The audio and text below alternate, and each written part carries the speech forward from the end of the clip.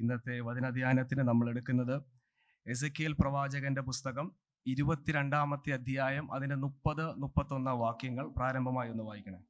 ഞാൻ ദേശത്തെ നശിപ്പിക്കാതെ വണ്ണം അതിന് മതിൽ കെട്ടി എൻ്റെ മുമ്പാകെ ഇടിവിൽ നിൽക്കേണ്ടതിന് ഒരു പുരുഷനെ ഞാൻ അവരുടെ ഇടയിൽ അന്വേഷിച്ചു. ഞാൻ ദേശത്തെ നശിപ്പിക്കാതെ വണ്ണം അതിന് മതിൽ കെട്ടി എൻ്റെ മുമ്പാകെ ഇടിവിൽ നിൽക്കേണ്ടതിന് ഞാൻ ഒരു പുരുഷനെ അവരുടെ ഇടയിൽ അന്വേഷിച്ചു. തുടർന്ന് വായിക്കാം. ആരെയും കണ്ടില്ല താനും ആകയാൽ ഞാൻ എൻ്റെ ക്രോധം അവരുടെ മേൽ പകർന്ന് എൻ്റെ കോപാഗ്നി കൊണ്ട് അവരെ മുടിച്ചു കളഞ്ഞിരിക്കുന്നു. അവരുടെ നടപ്പിന് തക്കവണ്ണം ഞാൻ അവർക്ക് പകരം കൊടുത്തിരിക്കുന്നു എന്ന് യഹോവയായ കർത്താവിന്റെ അരുളപ്പാട്. നമ്മളെ വായിച്ചു കേട്ട ദൈവവചന ഭാഗത്തെ ഓർ ദൈവത്തെ സ്തുതിക്കാം. ഒരു നിമിഷം നമ്മുടെ കണ്ണുകളെ ദൈവസന്നിധിയിൽ അടയ്ക്കാം. കർത്താവ് ഇന്ന് അവിടുത്തെ വചനത്തിൽ കൂടെ നമ്മളോട് സംസാരിക്കേണ്ടതിന് വേണ്ടി നമുക്ക് പ്രാർത്ഥിക്കാം. എല്ലാ കണ്ണുകളും ദൈവസന്നിധിയിൽ അടച്ച് വായി തുറന്ന് ശബ്ദം ഉയർത്തി പ്രാർത്ഥിച്ചാട്ടെ. കർത്താവേ, ഈ വർഷത്തിൽ ജീവിക്കേണ്ടതിന് ദൈവത്തിൻ്റെ ആലോചന ഞങ്ങൾക്ക് വ്യക്തമായി അവിടുത്തെ വചനത്തിൽ കൂടെ സംസാരിക്കണമേ.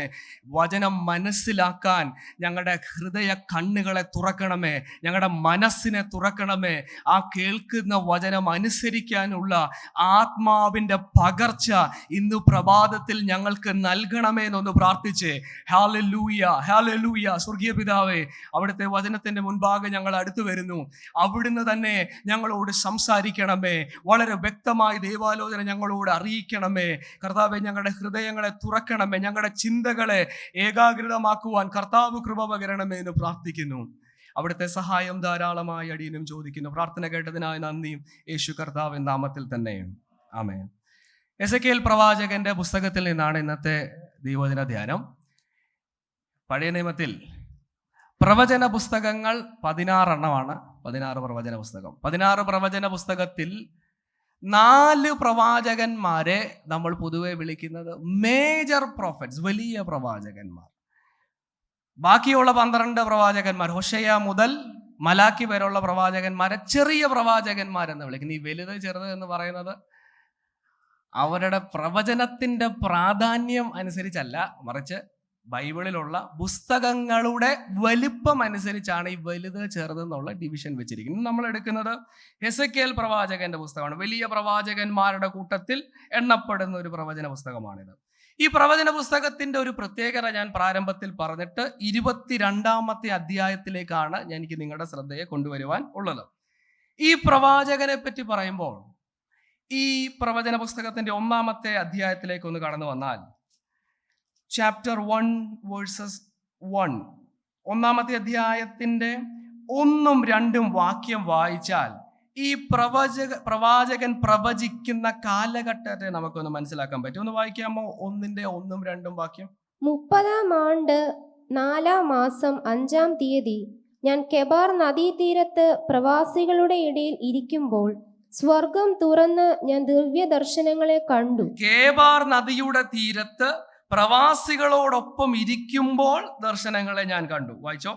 യഹോയാക്കീൻ രാജാവിന്റെ പ്രവാസത്തിന്റെ 5-ാം ആണ്ടിൽ മേൽ പറഞ്ഞ മാസം 5-ാം തീയതി തന്നെ കൽദയ ദേശത്ത് കെബാർ നദീതീരത്ത് വച്ച് ബൂസിയുടെ മകൻ യഹസ്കിയേൽ പുരോഹിതന് യഹോവയുടെ അരുളപ്പാടുണ്ടായി. ബൂസിയുടെ മകൻ എസെക്കിയേൽ പ്രവാചകന് അരുളപ്പാടുണ്ടായി. പ്രവാചകൻ, ദൈവം എസെക്കിയേലിനെ പ്രവാചക ശുശ്രൂഷയിലേക്ക് വിളിക്കുന്നതിന് മുന്നേ താൻ ആരായിരുന്നു? ഒരു പുരോഹിതനായിരുന്നു. യെരൂശലേമിൽ ദേവാലയത്തിലെ ശുശ്രൂഷകൾ ചെയ്യേണ്ട ഒരു പുരോഹിതനായിരുന്നു എസെക്കിയേൽ. പക്ഷെങ്കിൽ ഈ വാക്യം വായിച്ചപ്പോൾ തന്നെ ദൈവമക്കൾക്ക് മനസ്സിലായി കാണും, ബാബിലോൺകാര് വന്ന് ഇസ്രായേലിനെ ആക്രമിച്ച് പിടിച്ചോണ്ടുപോയ പ്രവാസികളുടെ കൂട്ടത്തിലുള്ള ഒരു മനുഷ്യനായിരുന്നു ഈ പ്രവാചകനായിരിക്കുന്ന എസെക്കിയേൽ. ഈ ബാബിലോൺ രാജ്യം വന്ന് യഹൂദനെ ആക്രമിക്കുന്നത് പല ഘട്ടങ്ങളിൽ 2-3 തവണയായിട്ടാണ് ദേശത്തെ വന്ന് പിടിച്ചടക്കുന്നത്. അതിൽ 2ാമത്തെ തവണ ആക്രമിക്കുമ്പോഴാണ് എസെക്കിയേലിനെ പിടിച്ചുകൊണ്ട് ഈ പറയുന്ന പോലെ പ്രവാസത്തിലേക്ക് കൊണ്ടുപോകുന്നത്. ഞാനിത് പറയുന്നത് എന്തിനാണെന്നറിയാമോ? ഈ പ്രവചന പുസ്തകം വായിക്കുമ്പോൾ, ഈ പ്രവചനം നമ്മൾ ധ്യാനിക്കുമ്പോൾ, ഈ പ്രവചനം കേൾക്കുന്ന ജനത്തിൻ്റെ മാനസിക അവസ്ഥ നമ്മളൊന്ന് മനസ്സിലാക്കണം. കേബാർ നദിയുടെ തീരത്ത് പ്രവാസികളോട് ദൂത് പറയുമ്പോൾ സ്വാഭാവികമായിട്ടും ഈ കേൾക്കുന്ന പ്രവാസികളുടെ ഹൃദയത്തിൽ കൂടെ പോകുന്ന ചില ചോദ്യങ്ങളുണ്ട്. എന്തുവായിരിക്കും ചോദ്യം? നിങ്ങളൊന്ന് ഊഹിക്കാമോ? അവരുടെ മനസ്സിൽ കൂടെ പോകുന്ന ചോദ്യം,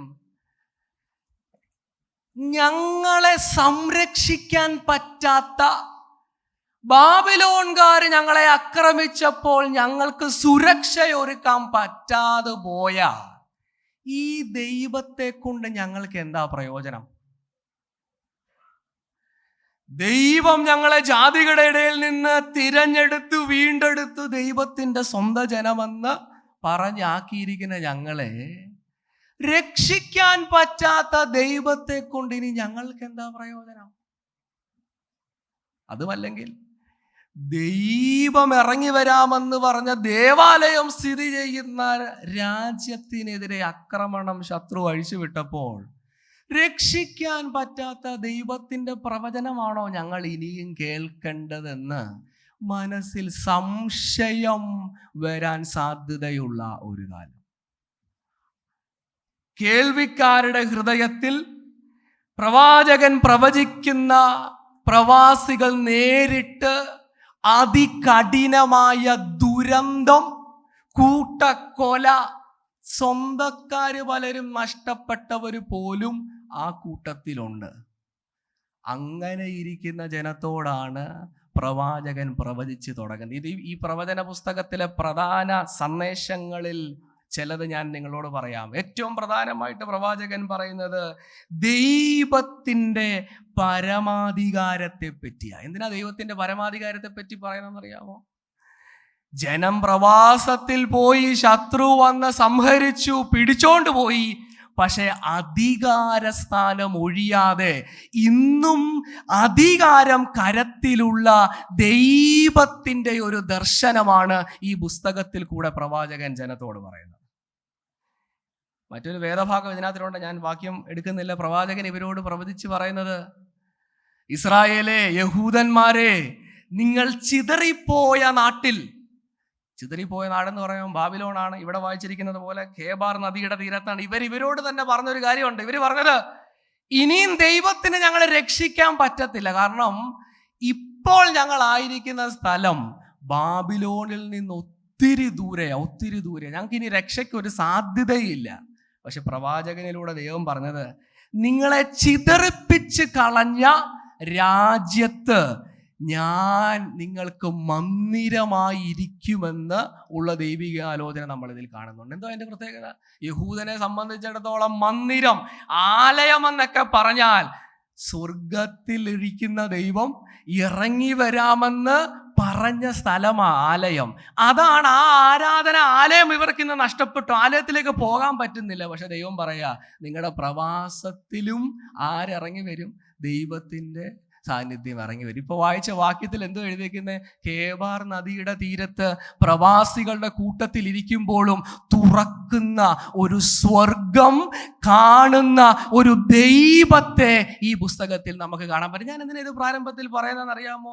പോയ വർഷം, പുതിയ വർഷം എന്നൊക്കെ പറയുമ്പോൾ എല്ലാവർക്കും ഇത് ഒരേപോലെ അനുഗ്രഹം നിറഞ്ഞ വർഷമല്ല കഴിഞ്ഞു പോയത്. കഠിനമായ ശോധനയിൽ കൂടെ എൻ്റെ ജീവിതത്തിൽ ഇങ്ങനെ സംഭവിച്ചു എന്ന് പോലും ചോദ്യം നമ്മുടെ വിശ്വാസത്തിൻ്റെ മുമ്പിൽ ഉന്നയിച്ച വർഷമായിരിക്കാം കഴിഞ്ഞു പോയത്. പക്ഷെ ഇന്ന് പ്രഭാതത്തിൽ ഈ വർഷത്തിൻ്റെ ആരംഭ ഞായറാഴ്ച അധികാരം കൈവിടാത്ത സർവശക്തനായ, എത്ര ദൂരേക്ക് ഞാൻ പോയെന്നും ദൈവം എന്നിൽ നിന്ന് ഒത്തിരി ദൂരെയാണെന്ന് ചിന്തിക്കുന്ന സ്ഥലത്തും ഇറങ്ങി വരാൻ കഴിയുന്ന ദൈവത്തിൻ്റെ സാന്നിധ്യം, സ്വർഗം തുറന്ന് എന്നെ കാണുന്ന ദൈവത്തിൻ്റെ ദർശനമാണ് ഈ പുസ്തകത്തിൽ കൂടെ പ്രവാചകൻ പ്രവാസികളോട് പറയുന്നത്. God is in control of your exile as well. നിങ്ങളുടെ പ്രവാസത്തിൽ പോലും അധികാരമുള്ള, നിയന്ത്രിക്കുന്ന ദൈവത്തെ മറന്നു പോകല്ലേ. നമ്മൾ ഇന്ന് വായിച്ച ഭാഗത്തിലേക്ക് വരുമ്പോൾ ഈ പുസ്തകത്തിൽ തന്നെ പ്രത്യാശയുടെ ഭാഗങ്ങൾ, മടങ്ങി വരുവിൻ്റെ സന്ദേശങ്ങൾ ഈ പുസ്തകത്തിൻ്റെ 2-ാമത്തെ ഭാഗത്തുണ്ട്.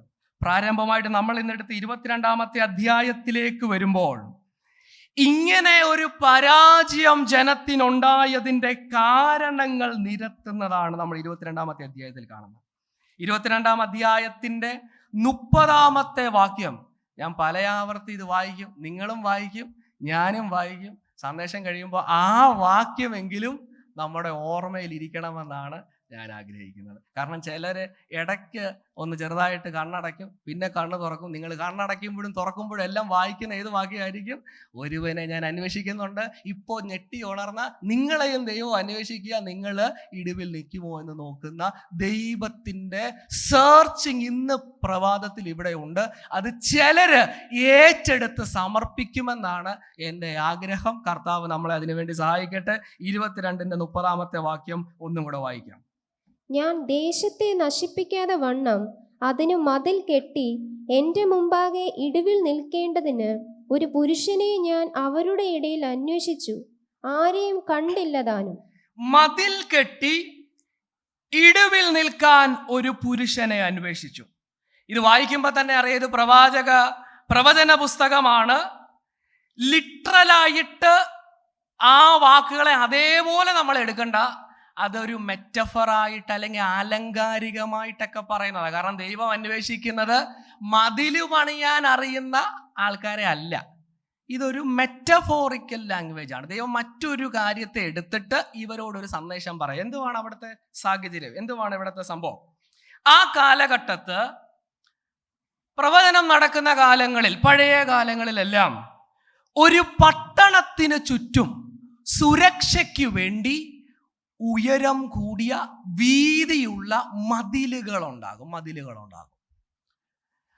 അകത്തു പാർക്കുന്ന ജനത്തിന്റെ സുരക്ഷ ഉറപ്പുവരുത്തുന്നത് ഈ മതിലിന്റെ ബലമാണ്. The stronger the wall, the secure people will be. മതിൽ ശക്തമാണോ, ജനം സുരക്ഷിതരാണ്. അങ്ങനെ ഇരിക്കുമ്പോൾ ഒരു പട്ടണത്തിനെതിരെ യുദ്ധമുണ്ടായാൽ, ഉയർന്ന മതിലൊക്കെ ഉള്ളത് കൊണ്ട് യുദ്ധത്തിന് എതിരായിട്ട് ശത്രു വരുമ്പോൾ ഈ യുദ്ധം നടക്കുന്നത് മതിലിനെതിരെയാണ്. ഞാൻ പറഞ്ഞു വരുന്ന കാര്യം നിങ്ങൾ ഒന്ന് ചിന്തിക്കണം, ഒന്ന് ഇമാജിൻ ചെയ്യണം. ഈ ഒരു ഭിത്തി തന്നെ സങ്കല്പിച്ചാലും കുഴപ്പമില്ല. ഈ മതിലിടയ്ക്ക് നിൽക്കുന്നത് കൊണ്ട് പുറത്തുള്ള ശത്രുവിന് എന്തോ ചെയ്യാൻ പറ്റത്തില്ല, അകത്ത് കയറി സംഹാരം നടത്താൻ പറ്റത്തില്ല. പക്ഷേ യുദ്ധം ശക്തമാകുമ്പോൾ മതിലിൽ ഇടിവ് സംഭവിക്കും. മതിലിന്റെ ബലം കുറഞ്ഞ് ചില ഭാഗങ്ങളിൽ വിള്ളലുണ്ടാകും.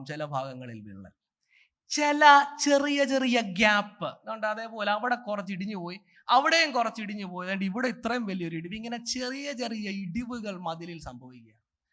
ഈ മതിലിൽ ഇടിവ് സംഭവിക്കുമ്പോൾ അകത്ത് പാർക്കുന്ന ജനത്തിന്റെ, സൈന്യത്തിലെ ശക്തന്മാർ, സോൾജേഴ്സ്, പടയാളികൾ ആ ഇടിവ് സംഭവിച്ചത് മനസ്സിലാക്കി ഓടിച്ചെന്ന് ആ ഇടിവിൽ അവർ സ്ഥാനം പിടിക്കും. അകത്തുള്ളവർക്ക് മനസ്സിലായി, അതുകൊണ്ട് അവിടെ ഇടിഞ്ഞു കിടക്കുക, ലെറ്റ് us stand there, നമുക്ക് അവിടെ നിൽക്കാമെന്ന് പറഞ്ഞ് 1-2 പേര് അവിടെ നിൽക്കുക. എന്തിനാണെന്നറിയാമോ? ശത്രു ഒരു കാരണവശാലും അതിലെ അകത്ത് പ്രവേശിക്കാൻ, എൻ്റെ പട്ടണം നശിക്കാൻ, എൻ്റെ കുടുംബം നശിക്കാൻ ഞാൻ അനുവദിക്കത്തില്ലെന്ന് പറഞ്ഞ് പെട്ടെന്ന് ചെന്ന് അവിടെ നിൽക്കുന്ന ചില പടയാളികൾ. അവരെപ്പോ വരെ നിൽക്കുമെന്നറിയാമോ? അവര് ഡ്യൂട്ടി ടൈം നോക്കിയല്ല നിൽക്കുന്നത്. സഭായോഗം ആശീർവാദം കഴിയുന്ന പോലെ 2 മണിക്കൂറല്ല അവർ നിൽക്കുന്നത്. അവർ നിൽക്കുന്നത് ആ ഇടിവ് നികത്തുന്നിടം വരെ അവിടെ നിൽക്കും. കാരണം ഇടിവ് നികത്തിയില്ലെങ്കിൽ ശത്രു അകത്തേക്ക് പ്രവേശിക്കും. ഈ സംഭവം അവർ കണ്ടിട്ടുണ്ട്.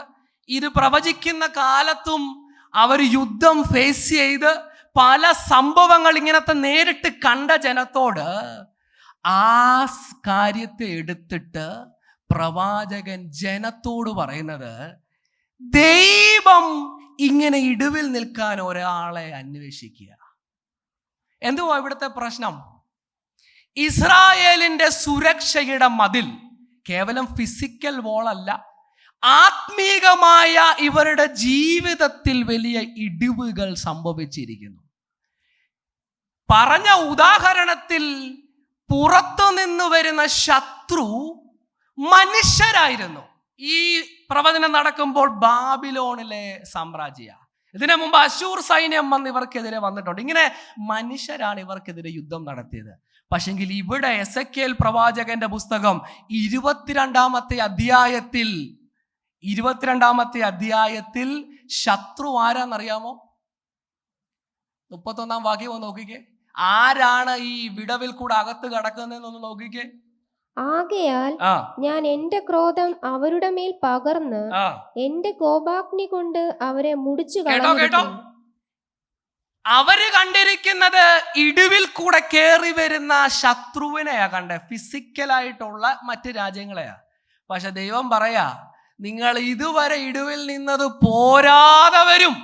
കാരണം ഇപ്പോൾ നിങ്ങൾ വെല്ലുവിളിച്ചിരിക്കുന്നത്, ഇപ്പോൾ നിങ്ങൾ യുദ്ധം ചെയ്യുന്നത്, ഇപ്പോൾ നിങ്ങൾക്കെതിരെ വന്നിരിക്കുന്നത് മനുഷ്യരല്ല, ദൈവമാണ്. ദൈവത്തിന്റെ ക്രോധ അഗ്നിയാണ് ഈ ഇടിവിൽ കൂടെ കയറി വരാൻ പോകുന്നത്. അതാണ് ഈ സന്ദേശത്തെ ഗൗരവമാക്കിയത്. മനുഷ്യരായിരുന്നെങ്കിൽ പെട്ടെന്ന് ഇവര് പറഞ്ഞേനേം, ഇന്നാരും കൂടെ പോയി നിന്നാൽ അവിടെ ആരും കടക്കത്തില്ല. പെട്ടെന്ന് പണിയാൻ അറിയുന്ന രണ്ടുപേരെ കൊണ്ട് തേച്ച് മിനുക്കി പണിതാൽ ഒരു ശത്രുവിനും കയറാൻ പറ്റത്തില്ലെന്ന് പറയാമായിരുന്നു. പക്ഷേ this is not human enemy. The Lord is coming against his people. ദൈവം തൻ്റെ ജനത്തിന് എതിരെ വരിക.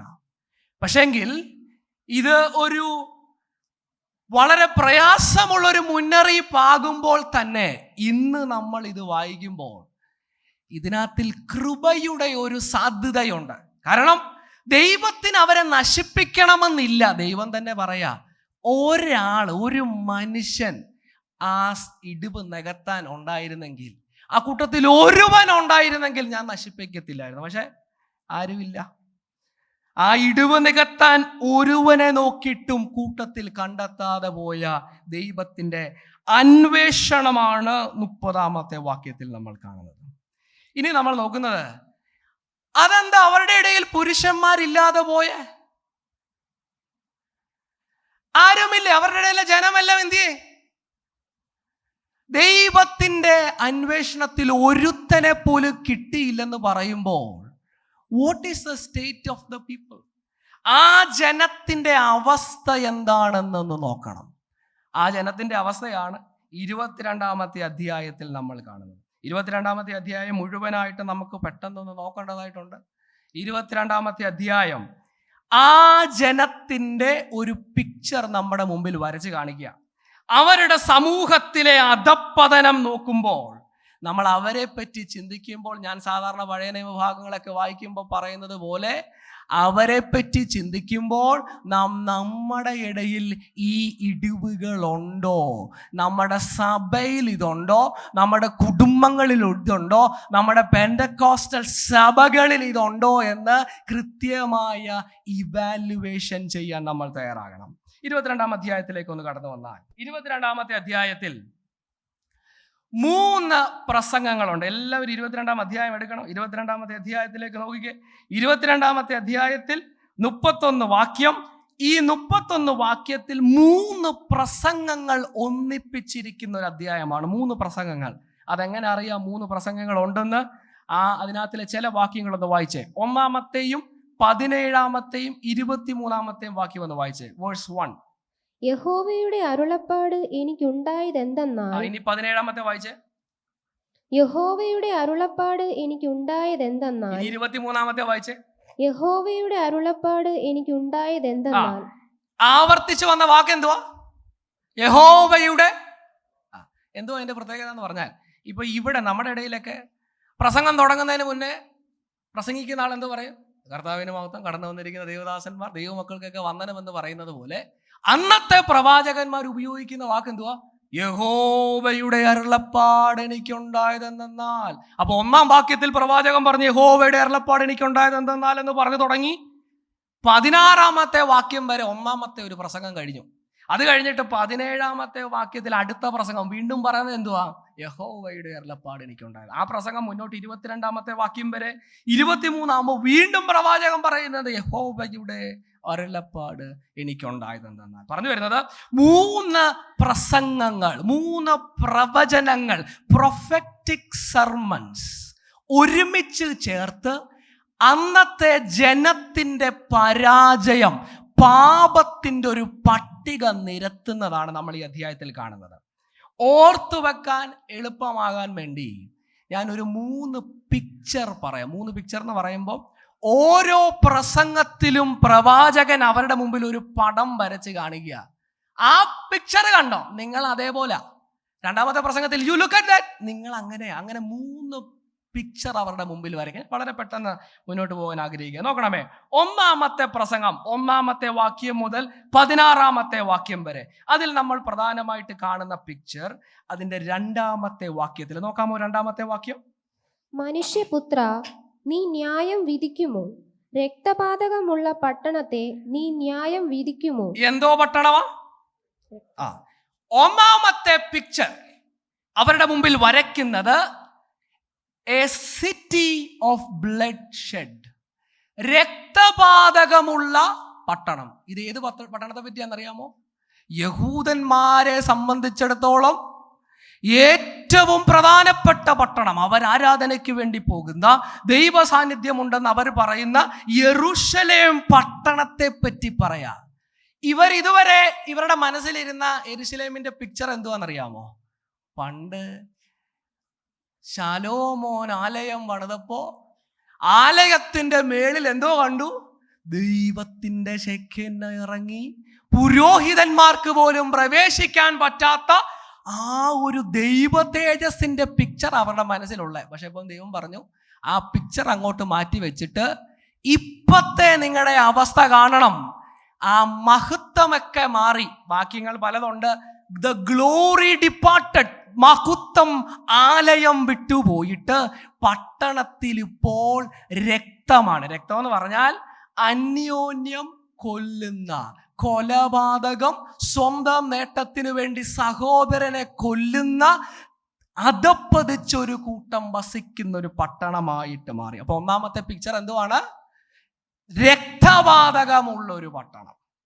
നമ്മൾ ഇതിലേക്ക് വിശദമായിട്ട് വരും. അതിനു മുമ്പ് ഞാനൊരു കാര്യം പറഞ്ഞിട്ട് ഒന്നുകൂടെ വരാനാണ് ആഗ്രഹിക്കുന്നത്. മറക്കരുത്. 1-ാമത്തെ കാര്യം എന്താണ്? രക്തപാതകമുള്ള പട്ടണം. ഈ പട്ടണത്തിൽ സംഭവിക്കുന്ന പാപത്തിന്റെ ഒരു നീണ്ട ലിസ്റ്റ് 6-ാമത്തെ വാക്യം മുതൽ 12-ാമത്തെ വാക്യം വരെ നിങ്ങൾ നോക്കിയാൽ ലിസ്റ്റ് എഴുതിയിട്ടുണ്ട്. വായിക്കാൻ സമയം എടുക്കുന്നില്ല. അവിടെ സംഭവിക്കുന്നത് അധികാര ദുർവിനിയോഗം, കുടുംബത്തിന്റെ ഓർഡർ തെറ്റിച്ച്, അവിടെ എഴുതിയേക്കുന്നത് അപ്പനെയും അമ്മയെയും പുച്ഛിക്കുന്ന തലമുറകൾ, പരദേശികളെ പീഡിപ്പിക്കുന്നു, വിധവമാരെ അനാഥരെ ഉപദ്രവിക്കുന്നു, രക്തം ചൊരിയുന്നു, ഏഷണി പറയുന്നു എന്നിങ്ങനെ വിവിധ പാപങ്ങളുടെ പട്ടിക നമ്മൾ അവിടെ കാണുന്നുണ്ട്. അതിൻ്റെ ഒരു സമ്മറി എന്നവണ്ണം ഒരു വാക്യം മാത്രം നോക്കണം. 1-ാമത്തെ പ്രസംഗത്തിൽ എസെക്കിയേൽ പറയുന്നത് അതിനകത്തിൽ ഈ പാപത്തിലേക്ക് ജനം പോകാനുണ്ടായ കാരണം അതിൻ്റെ 12-ാമത്തെ വാക്യം നോക്കാമോ? രക്തം ചൊരിയേണ്ടതിന്, അതിന്റെ അവസാനത്തെ ഭാഗം മാത്രം വായിച്ചാൽ മതി. നീ കൂട്ടുകാരെ ഞെരുക്കി സമ്പാദ്യമുണ്ടാക്കി എന്നെ മറന്നു കളഞ്ഞിരിക്കുന്നുവെന്ന്, എന്നെ മറന്നു കളഞ്ഞിരിക്കുന്നുവെന്ന് യഹോവയായ കർത്താവിന്റെ അരുളപ്പാട്. ശ്രദ്ധിക്കണം. എന്തുകൊണ്ടാ പട്ടണത്തിൽ പാപം? എന്തുകൊണ്ടാണ് ജനം പാപത്തിൽ വീണത്? ആരെ മറന്നുപോയി? ദൈവത്തെ മറന്നു. അതിലൊരു സന്ദേശമുണ്ട്, അതിലൊരു പ്രിൻസിപ്പിൾ ഉണ്ട്. ഈ നമ്മുടെ ഇടയിൽ ഇപ്പോൾ യൗവനക്കാരുണ്ട്, പല പ്രായത്തിലുള്ളവരുണ്ട്. നമ്മുടെ ഇവിടെ സഭയ്ക്കകത്തിരിക്കുന്നവർക്കൊക്കെ അറിയാം ദൈവമുണ്ടെന്നും പാപം ചെയ്യുന്നത് ശരിയല്ലെന്നൊക്കെ അറിയാം. പക്ഷെ എന്നാലും പാപത്തിൽ വീഴാറില്ല. വീഴും. അതെന്തുകൊണ്ടാ? പാപത്തിനൊരു ശക്തിയുണ്ട്. എന്തോ ചെയ്യുന്നറിയോ? പാപത്തിന്റെ താൽക്കാലിക സുഖം ദൈവത്തെ മറന്നു കളയാൻ നമ്മളെ പ്രേരിപ്പിക്കും. ചെയ്യുമ്പോൾ ലഭിക്കുന്ന സുഖം നിമിത്തം പാപത്തിൽ ദൈവത്തെ മറക്കുന്നൊരു ജനം. അതാണ് നമ്മൾ ഇവിടെ കാണുന്നത്. 1-ാമത്തെ സന്ദേശത്തിൽ രക്തപാതകമുള്ള പട്ടണം, കൊലപാതകം, രക്തം ചൊരിയുന്ന, കുടുംബങ്ങൾ തകർന്ന, അനാഥരെ വിധവമാരെ ഉപദ്രവിക്കുന്ന ഒരു തകർന്ന പട്ടണത്തിന്റെ പിക്ചർ. ഈ പട്ടണത്തോട് ദൈവം എന്തുവാ പറഞ്ഞത്, ദൈവത്തിൻ്റെ പ്രതികരണം എന്താണെന്ന് നമ്മൾ അതിൻ്റെ 15-ാമത്തെ വാക്യത്തിൽ കാണുന്നുണ്ട്. 15-ാമത്തെ വാക്യത്തിൽ ഇങ്ങനെ തകർന്ന പട്ടണത്തോടുള്ള, പാപത്തിൽ പുളയുന്ന ജനത്തോടുള്ള ദൈവത്തിന്റെ പ്രതികരണം നോക്കിക്കേ. അതിന്റെ 15-ാമത്തെ വാക്യം, ഞാൻ നിന്നെ ജാതികളുടെ ഇടയിൽ ചിഹ്നിച്ച് രാജ്യങ്ങളിൽ ചിതറിച്ച് നിന്റെ മലിനത നിന്നിൽ നിന്ന് നീക്കും. അടുത്ത ഭാഗം, ജാതികൾ കാൺകെ നീ നിന്നിൽ തന്നെ മലിനയായി തീരും. ഞാൻ യഹോവ എന്ന് നീ അറിയും. എന്തോ ചെയ്യും ദൈവം? പാപത്തിൽ ജനം വസിക്കുമ്പോൾ, ദൈവത്തെ മറന്ന് ജനം ജീവിക്കുമ്പോൾ ദൈവം എന്നോ ചെയ്യും? ചിതറിച്ച് കളയും. പ്രവാസത്തിലേക്ക് ജാതികളുടെ ഇടയിൽ ചിതറിക്കും. എന്നിട്ട് അതിൻ്റെ അടുത്ത ഭാഗത്ത് പറഞ്ഞത്, നിങ്ങൾ എന്നെ മറന്നല്ലേ പാപം ചെയ്തത്, ഞാൻ ആരെന്ന് നിങ്ങൾ അറിയത്തക്കവണ്ണം നിങ്ങളെ ഞാൻ നശിപ്പിക്കുമെന്നുള്ള ഒരു കഠിനമായ സന്ദേശമാണ് 1-ാമത്തെ ഭാഗത്ത് കാണുന്നത്. എന്തുവാ ഞാൻ പറഞ്ഞു വരുന്നത്? ശ്രദ്ധിക്കുക. 30-ാമത്തെ വാക്യത്തിൽ പ്രവാചകൻ പറഞ്ഞത്, ഒരു ഇടിവുണ്ടായി, മതിലിൽ തകർച്ചയുണ്ട്, ദൈവത്തിൻ്റെ ക്രോധം അകത്തേക്ക് വരിക. നമ്മളിവിടെ കാണേണ്ടത് ഈ ഇടിവുണ്ടായതിൻ്റെ കാരണം എന്താ? പാപമാണ്. മതിലെങ്ങനാ ഇടിഞ്ഞേ? പാപം ജനം ചെയ്തപ്പോൾ മതില് പലതും ഇടിഞ്ഞു. ഇതിന്റെ കാരണം ഒരു സമ്മറി ആയിട്ടാണ് പറഞ്ഞത്, ദൈവത്തെ മറന്ന് ജീവിക്കുന്ന ഒരു കാലഘട്ടമായിരുന്നത്. 1-ാമത്തെ സന്ദേശത്തിന്റെ ഒടുവിൽ പ്രവാചകൻ പറഞ്ഞത്, നിങ്ങളിങ്ങനെ ദൈവത്തെ മറന്നത് കൊണ്ട് ദൈവം നിങ്ങളെ പ്രവാസത്തിലേക്ക് കൊണ്ടുപോകും. 2-ാമത്തെ സന്ദേശം അതിൻ്റെ 17 മുതൽ 22 വരെയുള്ള ഭാഗമാണ്. 17 മുതൽ 22 വരെയുള്ള വാക്യത്തിൽ കാണുന്നത്, നൽകുന്ന പിക്ചർ ഒരു തീച്ചൂളയുടെ പിക്ചറാണ്. എന്തിന്റെ പിക്ചറാണ്? തീച്ചൂള. ഈ തീച്ചൂള എന്ന് പറയുമ്പോൾ സാധാരണഗതിയിൽ പെട്ടെന്ന് നമ്മുടെ മനസ്സിലേക്ക് വരുന്നത് ബൈബിളിലെ മറ്റു പല ഭാഗങ്ങളും തീച്ചൂളയെ പറ്റി പറഞ്ഞിട്ടുണ്ട്. സാധാരണ പറയുന്നത്, യോബ് പറഞ്ഞൊരു ഭാഗമുണ്ട്, അവൻ എന്നെ ശോധന ചെയ്താൽ പൊന്നുപോലെ എന്ന് പറഞ്ഞ തീച്ചൂളയിലേക്ക് ദൈവം എന്നെ ഇടും. ഞാൻ ആ തീച്ചൂളയിൽ കൂടെ പോകുമ്പോൾ എന്നിലുള്ള അശുദ്ധി മാറിയിട്ട് വെട്ടിത്തിളങ്ങുന്ന പൊന്നായിട്ട് ഞാൻ പുറത്തു വരും. അതാണ് നമ്മുടെ മനസ്സിൽ. പുതിയ നിയമത്തിലും ഉണ്ട്, വിശ്വാസത്തിന്റെ പരിശോധനയൊക്കെ തീച്ചൂളയോട് സമാനമായി നമ്മൾ പറഞ്ഞിട്ടുണ്ട്. പക്ഷെ ഇവിടെ എസെക്കിയേൽ പ്രവാചകൻ പറയുന്ന തീച്ചൂള വ്യത്യസ്തമാണ്. ഞാൻ ഇനി വാക്യങ്ങൾ വായിപ്പിക്കുന്നില്ല. എന്തു പറയും എസെക്കിയേൽ പ്രവാചകൻ പറയുന്നത്? പ്രവാചകൻ പറയുന്നത്, നിങ്ങളെ എടുത്ത് തീച്ചൂളയിലേട്ടിട്ടപ്പം സത്യത്തിൽ നിങ്ങൾ പൊന്നായിരുന്നു, അല്ലെങ്കിൽ വെള്ളി ആകണമായിരുന്നു, വിലപിടിപ്പുള്ള ലോഹമായിട്ടാണ് നിങ്ങൾ നിൽക്കണ്ടേ. പക്ഷെ തീയിലിട്ടപ്പോഴാണ് മനസ്സിലായത് വിലപിടിപ്പുള്ളതൊന്നും ഇല്ല, കത്തിപ്പോകുന്ന അശുദ്ധി മാത്രമേ ഉള്ളൂ. മനസ്സിലാവുന്നുണ്ടോ? ജാതികളുടെ ഇടയിൽ വിലപിടിപ്പുള്ള ലോഹം പോലെ നിൽക്കേണ്ട യഹൂദൻ ഇന്ന് വിലയില്ലാത്ത, പ്രയോജനമില്ലാത്ത ഒരു മെറ്റീരിയലായിട്ട്, വെറും കത്തിച്ച് കളയാൻ മാത്രം കൊള്ളുന്ന ഒരു പ്രയോജനരഹിതമായ ഒരു എലമെന്റ് ആയിട്ട് മാറുക. അതാണ് 2-ാമത്തെ പിക്ചർ നമ്മൾ കാണുന്നത്. അപ്പോൾ ദൈവം എന്തോ പറഞ്ഞെന്നറിയോ? ഇങ്ങനെ നിങ്ങൾ വിലപിടിപ്പുള്ള, മൂല്യമുള്ളതാകാതെ ജാതികളുടെ ഇടയിൽ പോലും ദൈവത്തെ കളങ്കപ്പെടുത്തുന്ന, ദൈവനാമത്തെ കളങ്കപ്പെടുത്തുന്ന നിലയിലേക്ക് അധപ്പതിച്ചത് കൊണ്ട് ദൈവത്തിന്റെ പ്രതികരണം, 2-ാമതായിട്ട് ദൈവം ഇതിനോട് പ്രതികരിക്കുന്നത് അതിന്റെ 22-ാമത്തെ വാക്യം ഒന്ന് നോക്കാമോ? 22-ാമത്തെ വാക്യം, ഉലയുടെ നടുവിൽ വെള്ളി ഉരുകി പോകുന്നത് പോലെ നിങ്ങൾ അതിന്റെ നടുവിൽ ഉരുകി പോകും. യഹോവയായ ഞാൻ എന്റെ ക്രോധം നിങ്ങളുടെ മേൽ പകർന്നിരിക്കുന്നു എന്ന് നിങ്ങൾ അറിയും. എന്തോ പറയണേ? നിങ്ങൾ ഇങ്ങനെ വെള്ളി ആകാതെ വിലപിടിപ്പുള്ള ലോഹമല്ലാത്തത് കൊണ്ട് ഈ ഉലയിലേക്ക് ഇടുമ്പോൾ നിങ്ങൾ എന്തോ പറ്റും? ഉരുകി തീരും. എൻ്റെ കോപത്തിന്റെ അഗ്നി നിങ്ങളുടെ മേലേക്ക് ഒഴിക്കുമെന്നുള്ള ദൈവത്തിന്റെ സന്ദേശം. അതാണ് 2-ാമത് നമ്മൾ കാണുന്നത്. 3-ാമത്തെ പ്രസംഗം, ഈ അധ്യായത്തിലെ 3-ാമത്തെ പ്രസംഗം, 23 മുതൽ 31 വരെയുള്ള ഭാഗം, അതാണ് നമ്മൾ ഇന്ന് എടുത്തിരിക്കുന്നത്. നമ്മൾ കുറച്ചും കൂടെ ഡീറ്റെയിൽ ആയിട്ട് നോക്കും. എങ്കിലും അതിൽ നൽകുന്ന പിക്ചർ അശുദ്ധിയുള്ള, മഴയില്ലാത്ത ഒരു ദേശം. അത് നമ്മൾ അതിന്റെ 24-ാമത്തെ വാക്യത്തിൽ കാണുന്നുണ്ട്. ഇസ്രായേൽ മക്കൾ, നിങ്ങൾ എങ്ങനെയായി? അശുദ്ധി, മഴയില്ല. മഴ പെയ്തിരുന്നെങ്കിൽ ശുദ്ധീകരണം നടന്നേനേയും. പക്ഷെ മഴ പെയ്യാത്തത് കൊണ്ട് വേസ്റ്റ് എല്ലാം കൂടെ കൂടി നിന്ന് ദേശം അശുദ്ധമായിരിക്കുകയാണ്. അങ്ങനെ അശുദ്ധമായ ദേശത്തോടുള്ള ദൈവത്തിന്റെ പ്രതികരണമാണ് ഈ അധ്യായത്തിന്റെ അവസാനത്തെ വാക്യം. അവസാനത്തെ വാക്യം ഒന്നുകൂടെ വായിച്ചേ. ആകയാൽ ഞാൻ എന്റെ ക്രോധം അവരുടെ മേൽ പകർന്ന് എന്റെ ക്രോധം അവരുടെ മേൽ പകർന്ന് എന്റെ കോപാഗ്നി കൊണ്ട് അവരെ മുടിച്ചു കളയും. എന്റെ കോപ അഗ്നി കൊണ്ട് അവരെ മുടിച്ചു കളയും. ആ വാക്യത്തിലെ വാക്കുകൾ ശ്രദ്ധിക്കുക. എന്റെ ക്രോധം, എന്റെ കോപ അഗ്നി. പ്രിയമുള്ളവരെ, ഞാനിതിന്റെ ഒരു ഔട്ട്ലൈൻ പറയുമ്പോൾ എന്തുവാ നമ്മളിവിടെ കാണുന്നത്? നമ്മൾ തന്നെ ചിന്തിക്കുകയായിരിക്കും, ഞായറാഴ്ച രാവിലെ, ഒന്നാമത്തെ ഞായറാഴ്ച, യഹൂദനെ പറ്റിയുള്ള പിക്ചറുകൾ നമുക്ക് കിട്ടുന്നത് കൊണ്ട് എന്താ പ്രയോജനമെന്നായിരിക്കും ചിന്തിക്കുന്നത്. ഞാൻ പ്രയോജനം പറയാം, ശ്രദ്ധിക്കുക. എന്തുവാ പ്രയോജനം? നമ്മൾ ചിന്തിക്കും, യഹൂദനല്ലേ കൽപ്പന ലംഘിച്ചത്? അതെ. യഹൂദനല്ലേ മലിനപ്പെട്ടു പോയത്? അതെ. യഹൂദനല്ലേ ദൈവകോപത്തിന്റെ കീഴിലേക്ക് പോയത്? അതെ, ശരിയാണ്. പക്ഷേ നമ്മളിവിടെ ഇരിക്കുമ്പോൾ മനസ്സിലാക്കേണ്ട യാഥാർത്ഥ്യം എന്തുവാണെന്നറിയാമോ?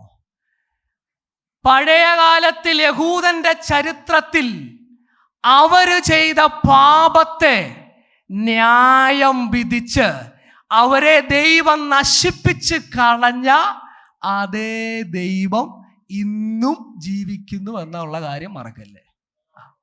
പുതിയ നിയമത്തിൽ എന്തോ പറഞ്ഞു വരുന്നതെന്നറിയോ? ഞാൻ ഈ പറഞ്ഞു വരുന്ന കാര്യം എന്തോ, ഞാനിത് സുവിശേഷവുമായിട്ടൊന്ന് ബന്ധിപ്പിക്കാൻ ആഗ്രഹിക്കുക. എന്തോ പറഞ്ഞു വരുന്നത്?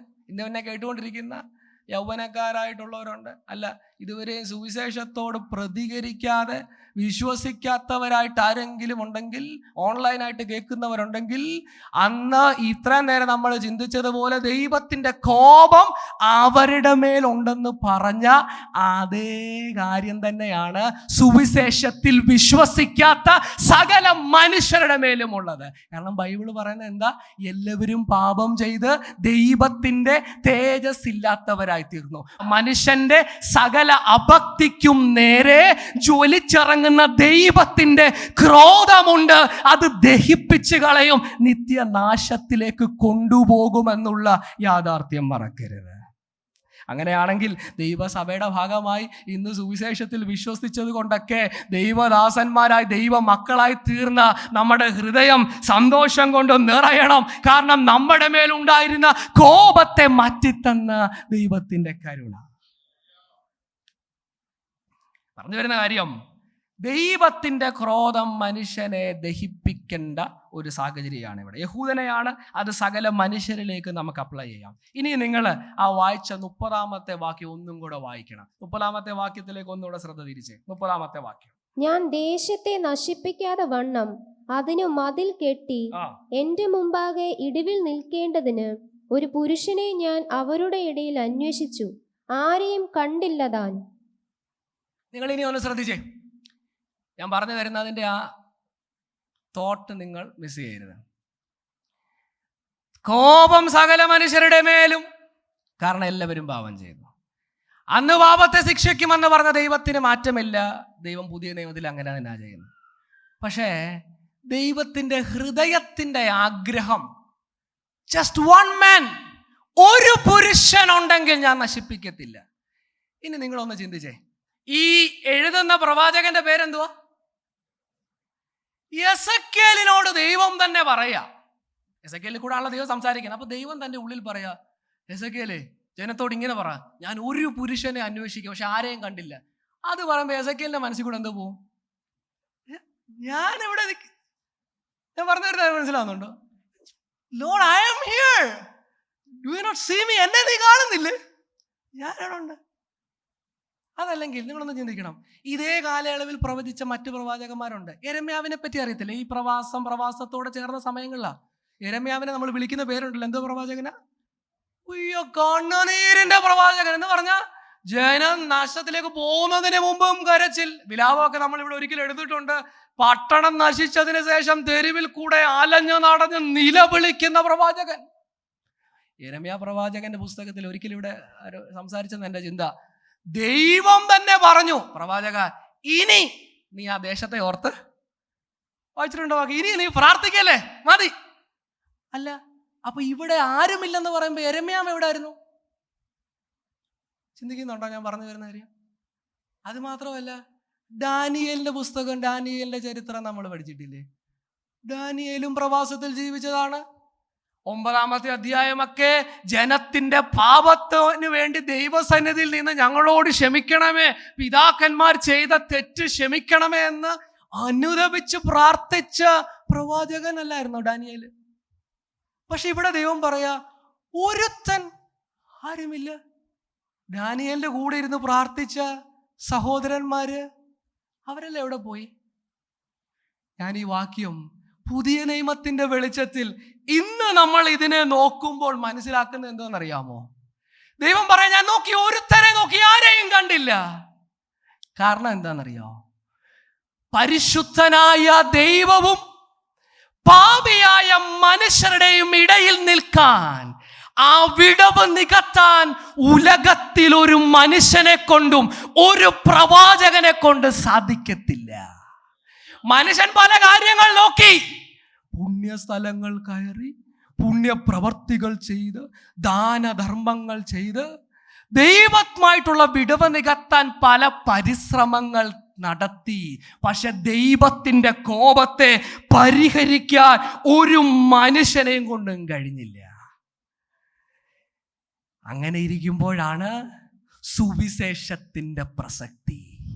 സകല മനുഷ്യരും ദൈവത്തിന്റെ കോപത്തിന്റെ കീഴിൽ, ഒരുത്തനെ കൊണ്ടും ഈ കോപം മാറ്റാൻ കഴിയാതിരിക്കുമ്പോൾ ദൈവം തന്നെ ഒരു വഴി തുറന്നു.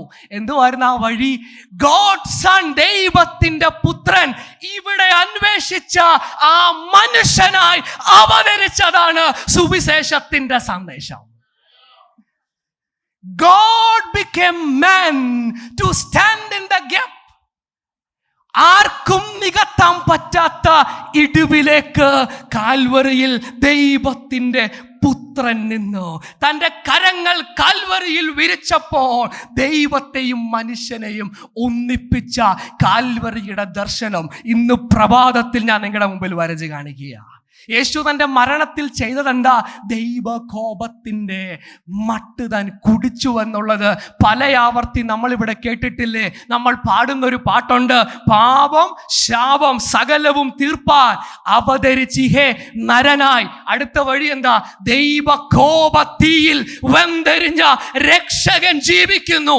ഇന്ന് പ്രഭാതത്തിലും സുവിശേഷത്തിൽ വിശ്വസിക്കാതെ മറ്റൊരുവനിലും രക്ഷയില്ലെന്നുള്ള സന്ദേശം തിരിച്ചറിയുക. Without the gospel you are under the wrath of God. ദൈവകോപത്തിന്റെ കീഴിലാണ്. ഏക വഴി അവിടുത്തെ പുത്രൻ മാത്രമാണ്. You are lost forever under the wrath of God without Jesus and his gospel. അതുകൊണ്ടല്ലേ പുതിയ നിയമത്തിൽ ഞാൻ ഇനി എക്സ്പ്ലെയിൻ ചെയ്യാതെ തന്നെ നമുക്കറിയാം, പ്രായശ്ചിത്ത യാഗം, പകര മരണം.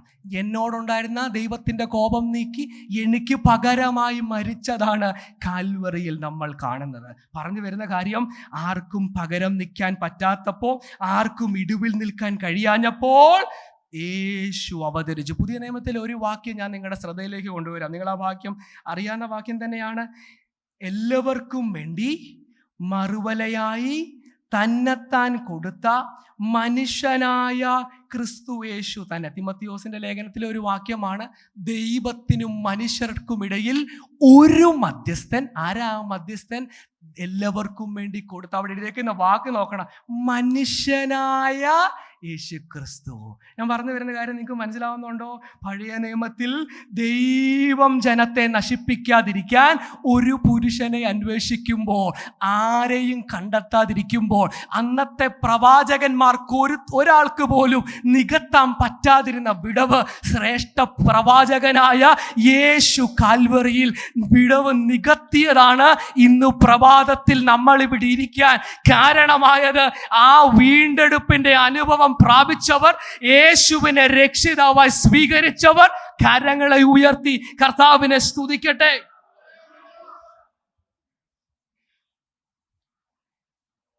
That is the greatest act of intercession. ഏറ്റവും ശ്രേഷ്ഠമേറിയ മധ്യസ്ഥത കാൽവറിയിൽ നടന്നതാണ്. ഇനി ഞാൻ വളരെ പെട്ടെന്ന് ഇന്നത്തെ നമ്മളോടുള്ള ദൈവാലോചനയുടെ പ്രസക്ത ഭാഗത്തിലേക്ക് നിങ്ങളുടെ ശ്രദ്ധ ക്ഷണിക്കുക. ഞാൻ ഈ പറഞ്ഞ കാര്യം നമ്മുടെ മനസ്സിലുണ്ടാകണം. What made it possible? സാധ്യത തുറന്നത് കാൽവറിയിലാണ്. ഇനി നമ്മൾ 22-ാമത്തെ അധ്യായത്തിലേക്ക് വരുമ്പോൾ, ഇതുവരെ നമ്മൾ നോക്കിയത് ദൈവം യേശുവിൽ കൂടെ ദൈവകോപത്തെ ശമിപ്പിച്ച് വീണ്ടെടുത്ത രക്ഷകനെ പറ്റി നമ്മൾ ചിന്തിച്ചു. ഇനിയും ഒരു നിമിഷം ഈ 22-ാം അധ്യായത്തിന്റെ അവസാനത്തെ ആ സന്ദേശങ്ങളിലേക്ക് 23 മുതലുള്ള വാക്യത്തിലേക്ക് നിങ്ങൾ വരണം. ഇവിടെ സത്യത്തിൽ ആരെ പറ്റിയാ ഇത് പറയുന്നത്? യഹൂദനെ പറ്റിയാ. യഹൂദൻ എന്ന് പറഞ്ഞാൽ ദൈവം വീണ്ടെടുത്ത ദൈവത്തിന്റെ ജനം. മിസ്രൈമിന്റെ അടിമത്തമായിരുന്നു, നമുക്കതൊക്കെ അറിയാം. മിസ്രൈമിന്റെ അടിമത്തിൽ നിന്ന് ദൈവം രക്ഷിച്ച് കനാനിൽ കൊണ്ട് പാർപ്പിച്ചു. ദൈവം തൻ്റെ കൽപ്പനകൾ, നിയമങ്ങൾ ജനത്തിന് നൽകി.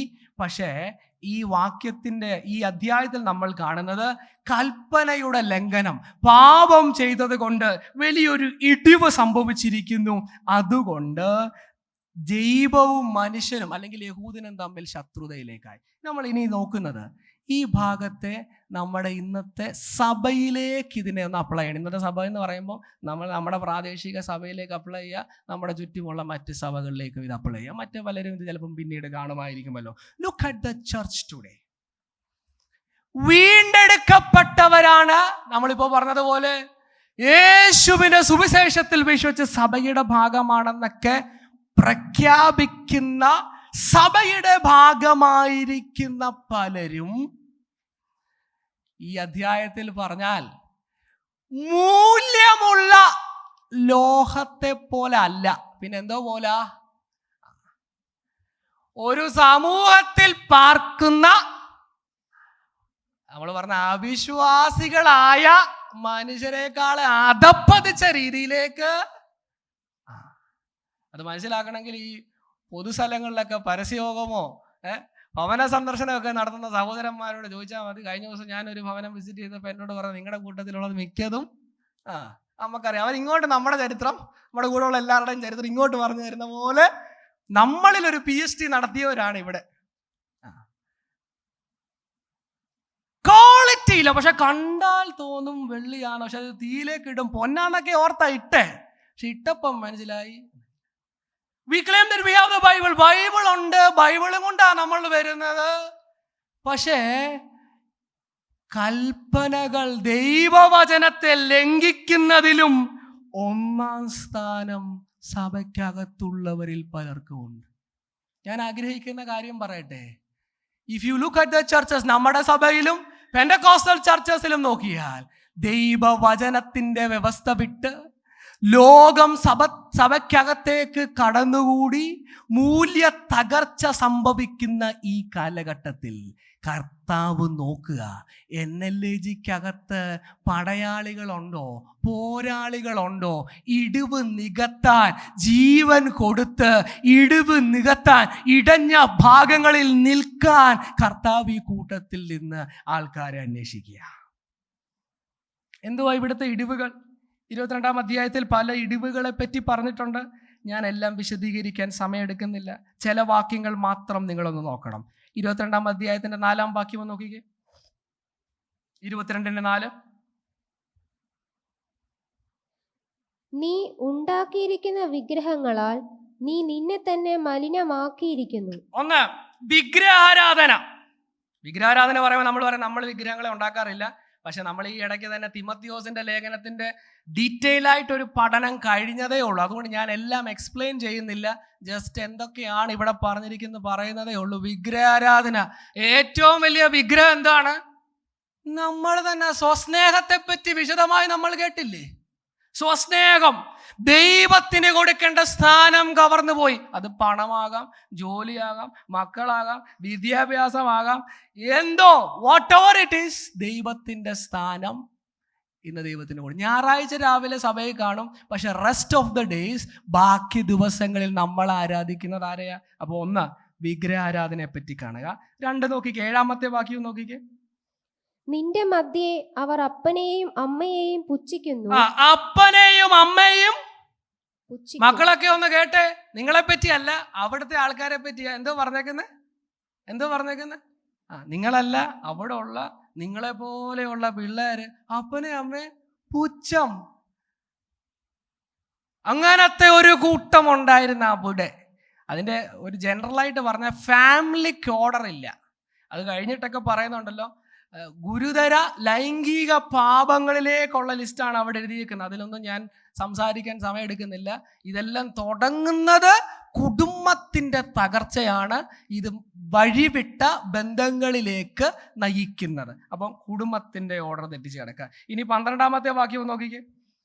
രക്തം ചൊരിയേണ്ടതിന് അവർ നിന്നിൽ കൈക്കൂലി വാങ്ങുന്നു, പലിശയും ലാഭവും വാങ്ങി നീ കൂട്ടുകാരനെ ഞെരുക്കി സമ്പാദ്യമുണ്ടാക്കി. പലിശ ലാഭം വാങ്ങി കൂട്ടുകാരനെ ഞെരുക്കി സമ്പത്തുണ്ടാക്കുക. എന്തുവാ കാണുന്നത്? ലവ് ഫോർ മണി, ദ്രവ്യാഗ്രഹം. അതും നമ്മൾ വിശദമായിട്ട് കഴിഞ്ഞ ദിവസങ്ങളിൽ കേട്ടതാ. എങ്ങനെയെങ്കിലും എന്തോ ഉണ്ടാക്കണം. അത് കൂട്ടുകാരനെ ഞെക്കിയാണോ എങ്ങനെയും എനിക്ക് സമ്പത്തുണ്ടാക്കണമെന്നുള്ള ഏക ലക്ഷ്യത്തിലേക്ക് പോവുക. തുടർന്നുള്ള വാക്യം 23 മുതലുള്ള വാക്യത്തിൽ വായിക്കേണ്ട. അവിടെ കാണുന്നത് ദൈവം പറയുന്നത് എന്താണെന്നറിയാമോ? വലിയ ഒരു ഇടിവ്. നിങ്ങളിപ്പോ ഈ ഒരു ഹോള് തന്നെ ചിന്തിക്ക്. വിഗ്രഹത്തിന്റെ ഒരു ഇടിവുണ്ട്, സ്വയത്തിന്റെ ഒരു ഇടിവുണ്ട്, പണക്കൊതി, കുടുംബ പ്രശ്നം, മറ്റേത് എഴുതിക്കുന്നതറിയാം, അശുദ്ധി ഏതാ വിശുദ്ധി ഏതാ തിരിച്ചറിവില്ല. Is it right or is it wrong? ദൈവവചനത്തിന്റെ വ്യവസ്ഥകൾ തിരിച്ചറിയാതെ ഈ മതില് മുഴുവൻ ഇടിഞ്ഞു കിടക്കുക പല വിധത്തിൽ. ഞാനിത് എക്സ്പ്ലെയിൻ ചെയ്യാൻ പോയി കഴിഞ്ഞാൽ ഒത്തിരി കാര്യങ്ങളുണ്ട്, ഞാൻ അത് എക്സ്പ്ലെയിൻ ചെയ്യുന്നില്ല, നിങ്ങൾ സമയം എടുത്ത് വായിക്കുക. ഈ കൂട്ടത്തിൽ മതില് മൊത്തം പൊളിഞ്ഞു കിടക്കുമ്പോൾ ദൈവം ചെയ്യുന്നത്, ഇതിന്റെ കാരണക്കാരെ ഓരോരുത്തരായിട്ട് മുന്നേ വിളിക്കുക. കോടതിയിൽ കേസ് നടത്തുന്നത് പോലെ ജനത്തിന്റെ മതിലുകൾ ഇടിഞ്ഞു കിടക്കുന്നതിന്റെ കാരണക്കാരായ ഓരോരുത്തരെ മുന്നിൽ കൊണ്ടുവന്ന് നിർത്തുക. എന്നിട്ട് അവർ ചെയ്ത കുറ്റം നിങ്ങൾ ഈ ഇടിവിനോട് കൂട്ടിയോ അതോ പണിതോ എന്ന് സ്വയ ഇവാലുവേഷന് ദൈവം അവരെ വിളിക്കുന്നതാണ് 23 മുതലുള്ള വാക്യത്തിൽ നമ്മൾ കാണുന്നത്. ആരാ ഇടിവിന് കാരണക്കാര്? വളരെ ശ്രദ്ധിച്ച് നോക്കുക. നമ്മളുടെ ജീവിതത്തിലെ പല ഇടിവിൻ്റെയും കാരണക്കാര് ഇന്ന് പ്രഭാതത്തിൽ വെളിപ്പെട്ട് വരും. ശ്രദ്ധിച്ചൊന്ന് നോക്കിയാൽ മതി. നമ്മുടെ ജീവിതത്തിൽ വേണ്ട നിലയിലുള്ള ആത്മീക ഉയർച്ച സംഭവിക്കാതെ മുരടിച്ചു പോകുന്ന, മന്ദീഭവിച്ചു പോയ, മടുപ്പിക്കുന്ന ആത്മീക അവസ്ഥയുടെ കാരണക്കാരെ പറ്റിയാണ് ഇവിടെ എഴുതിയിരിക്കുന്നത്. നോക്കണം, 1-ാമത്തെ കൂട്ടർ, അതിന്റെ 25-ാമത്തെ വാക്യം നോക്കിക്കേ. അതിന്റെ നടുവിൽ അതിലെ പ്രവാചകന്മാരുടെ ഒരു കൂട്ടുകെട്ടുണ്ട്. പ്രവാചകന്മാർ, ബാക്കി നമുക്ക് വായിക്കണം. പ്രവാചകന്മാർ എസെക്കിയേൽ 1-ാമതായിട്ട് വിളിക്കുന്നത് പ്രവാചകന്മാരെയാ. ചില പുസ്തകങ്ങളിൽ, ചില വേദപുസ്തകത്തിൽ അവിടെ പ്രിൻസസ് എന്നുമുണ്ട്, പ്രോഫറ്റ് എന്നുമുണ്ട്. മലയാളം ബൈബിളിൽ പ്രോഫറ്റ് എന്നാണ്. അതിൻ്റെ താഴെയുള്ള വാക്യത്തിലും പ്രവാചകന്മാരെ പറ്റി പറഞ്ഞിട്ടുണ്ട്. 1-ാമതായിട്ട് പ്രവാചകൻ പറയുക, എസെക്കിയേൽ പറയുന്നത്, ഈ മതിലിൽ ഇത്രയും ഇടിവുണ്ടായതിന്റെ 1-ാമത്തെ കാരണക്കാരാരാ? പ്രവാചകൻ എന്ന് പറഞ്ഞാൽ ദൈവത്തിന്റെ ആലോചന കേട്ട് കൃത്യമായി മുഖം നോക്കാതെ ദൈവത്തിന്റെ ആലോചന പറയണമായിരുന്നു. പാപമാണെങ്കിൽ പാപത്തെ ദൈവം ന്യായം വിധിക്കും. മാനസാന്തരത്തിലേക്ക് ജനത്തെ വിളിക്കേണ്ട ദൗത്യമായിരുന്നു ഈ പ്രവാചകന്മാർക്കുണ്ടായിരുന്നത്. പക്ഷേ ഇപ്പോഴെന്തോ സംഭവിച്ചെന്നറിയാമോ? എന്തോ സംഭവിച്ചു? അവരെന്തോ ചെയ്തേക്കുന്നതെന്ന് തുടർന്ന് വായിച്ച 25-ാം വാക്യം. അതിന്റെ നടുവിൽ അതിലെ പ്രവാചകന്മാരുടെ ഒരു കൂട്ടുകെട്ടുണ്ട്. പ്രവാചകന്മാർക്ക് ഇപ്പൊ എന്തോ ഉണ്ട്? ഒരു കാര്യം ഞാൻ പറയാം, നമ്മുടെ ഇടയിൽ എന്ന് പറഞ്ഞാൽ ഈ മെയിൻ ലൈൻ പെന്റക്കോസ്റ്റൽ ചർച്ചസ് എന്നൊക്കെ പറയുന്ന നമ്മുടെ ഇടയിൽ പോലും ഇല്ലാത്ത ഐക്യത ഇപ്പോൾ എവിടെ കാണുന്നുണ്ട്? ശ്രദ്ധിച്ചാൽ മതി. ശ്രദ്ധിക്കുന്നവർക്ക് ഇത് മനസ്സിലാകും. അവർ തമ്മിൽ നല്ല കൂട്ടായ്മ. നമുക്കാണ് കുമ്പനാടുള്ള മറ്റേ പാസ്റ്ററെ കണ്ട പ്രശ്നം, കുമ്പനാടുള്ള മറ്റേ വിശ്വാസിയെ കണ്ട അങ്ങനെ നമുക്കാ, പക്ഷെ അവരങ്ങനല്ല, ഭയങ്കര ഐക്യതയുണ്ട്. ഒരു കൂട്ടുകെട്ട് വളർന്നു വരുന്നത് നിങ്ങൾ കാണുക. ഇതെന്തിനു വേണ്ടിയാണെന്നറിയാം ഈ കൂട്ടുകെട്ട്? അടുത്ത ഭാഗം നോക്കിക്കേ. അലറി ഇര കടിച്ചു കീറുന്ന ഒരു സിംഹം പോലെ അവർ ദേഹികളെ വിഴുങ്ങിക്കളയുന്നു. നിക്ഷേപങ്ങളെയും വിലയേറിയ വസ്തുക്കളെയും അപഹരിച്ചുകൊണ്ട് അവർ അതിന്റെ നടുവിൽ വിധവമാരെ വർദ്ധിപ്പിക്കുന്നു. കണ്ടോ, ഈ കൂട്ടുകെട്ട് എന്തിനാന്ന് മനസ്സിലായോ? ഈ കൂട്ടുകെട്ട്, ഈ ടീം തിരുവല്ല അല്ല കുമ്പനാട് ഇന്ന് പ്രസംഗിക്കും. കൂട്ടുകെട്ടെ പ്രവാചകന്മാരുടെ ഈ കൂട്ടുകെട്ട് വന്നിട്ട് കുമ്പനാടുള്ള ദൈവസഭയുടെ മതില് പണിയല്ല, വിശ്വാസികളെ അങ്ങോട്ട് കീറും. എന്തിനാണെന്നറിയാമോ? നിക്ഷേപങ്ങൾ വിലപിടിപ്പുള്ളത് അപഹരിച്ചുകൊണ്ടു പോകാൻ.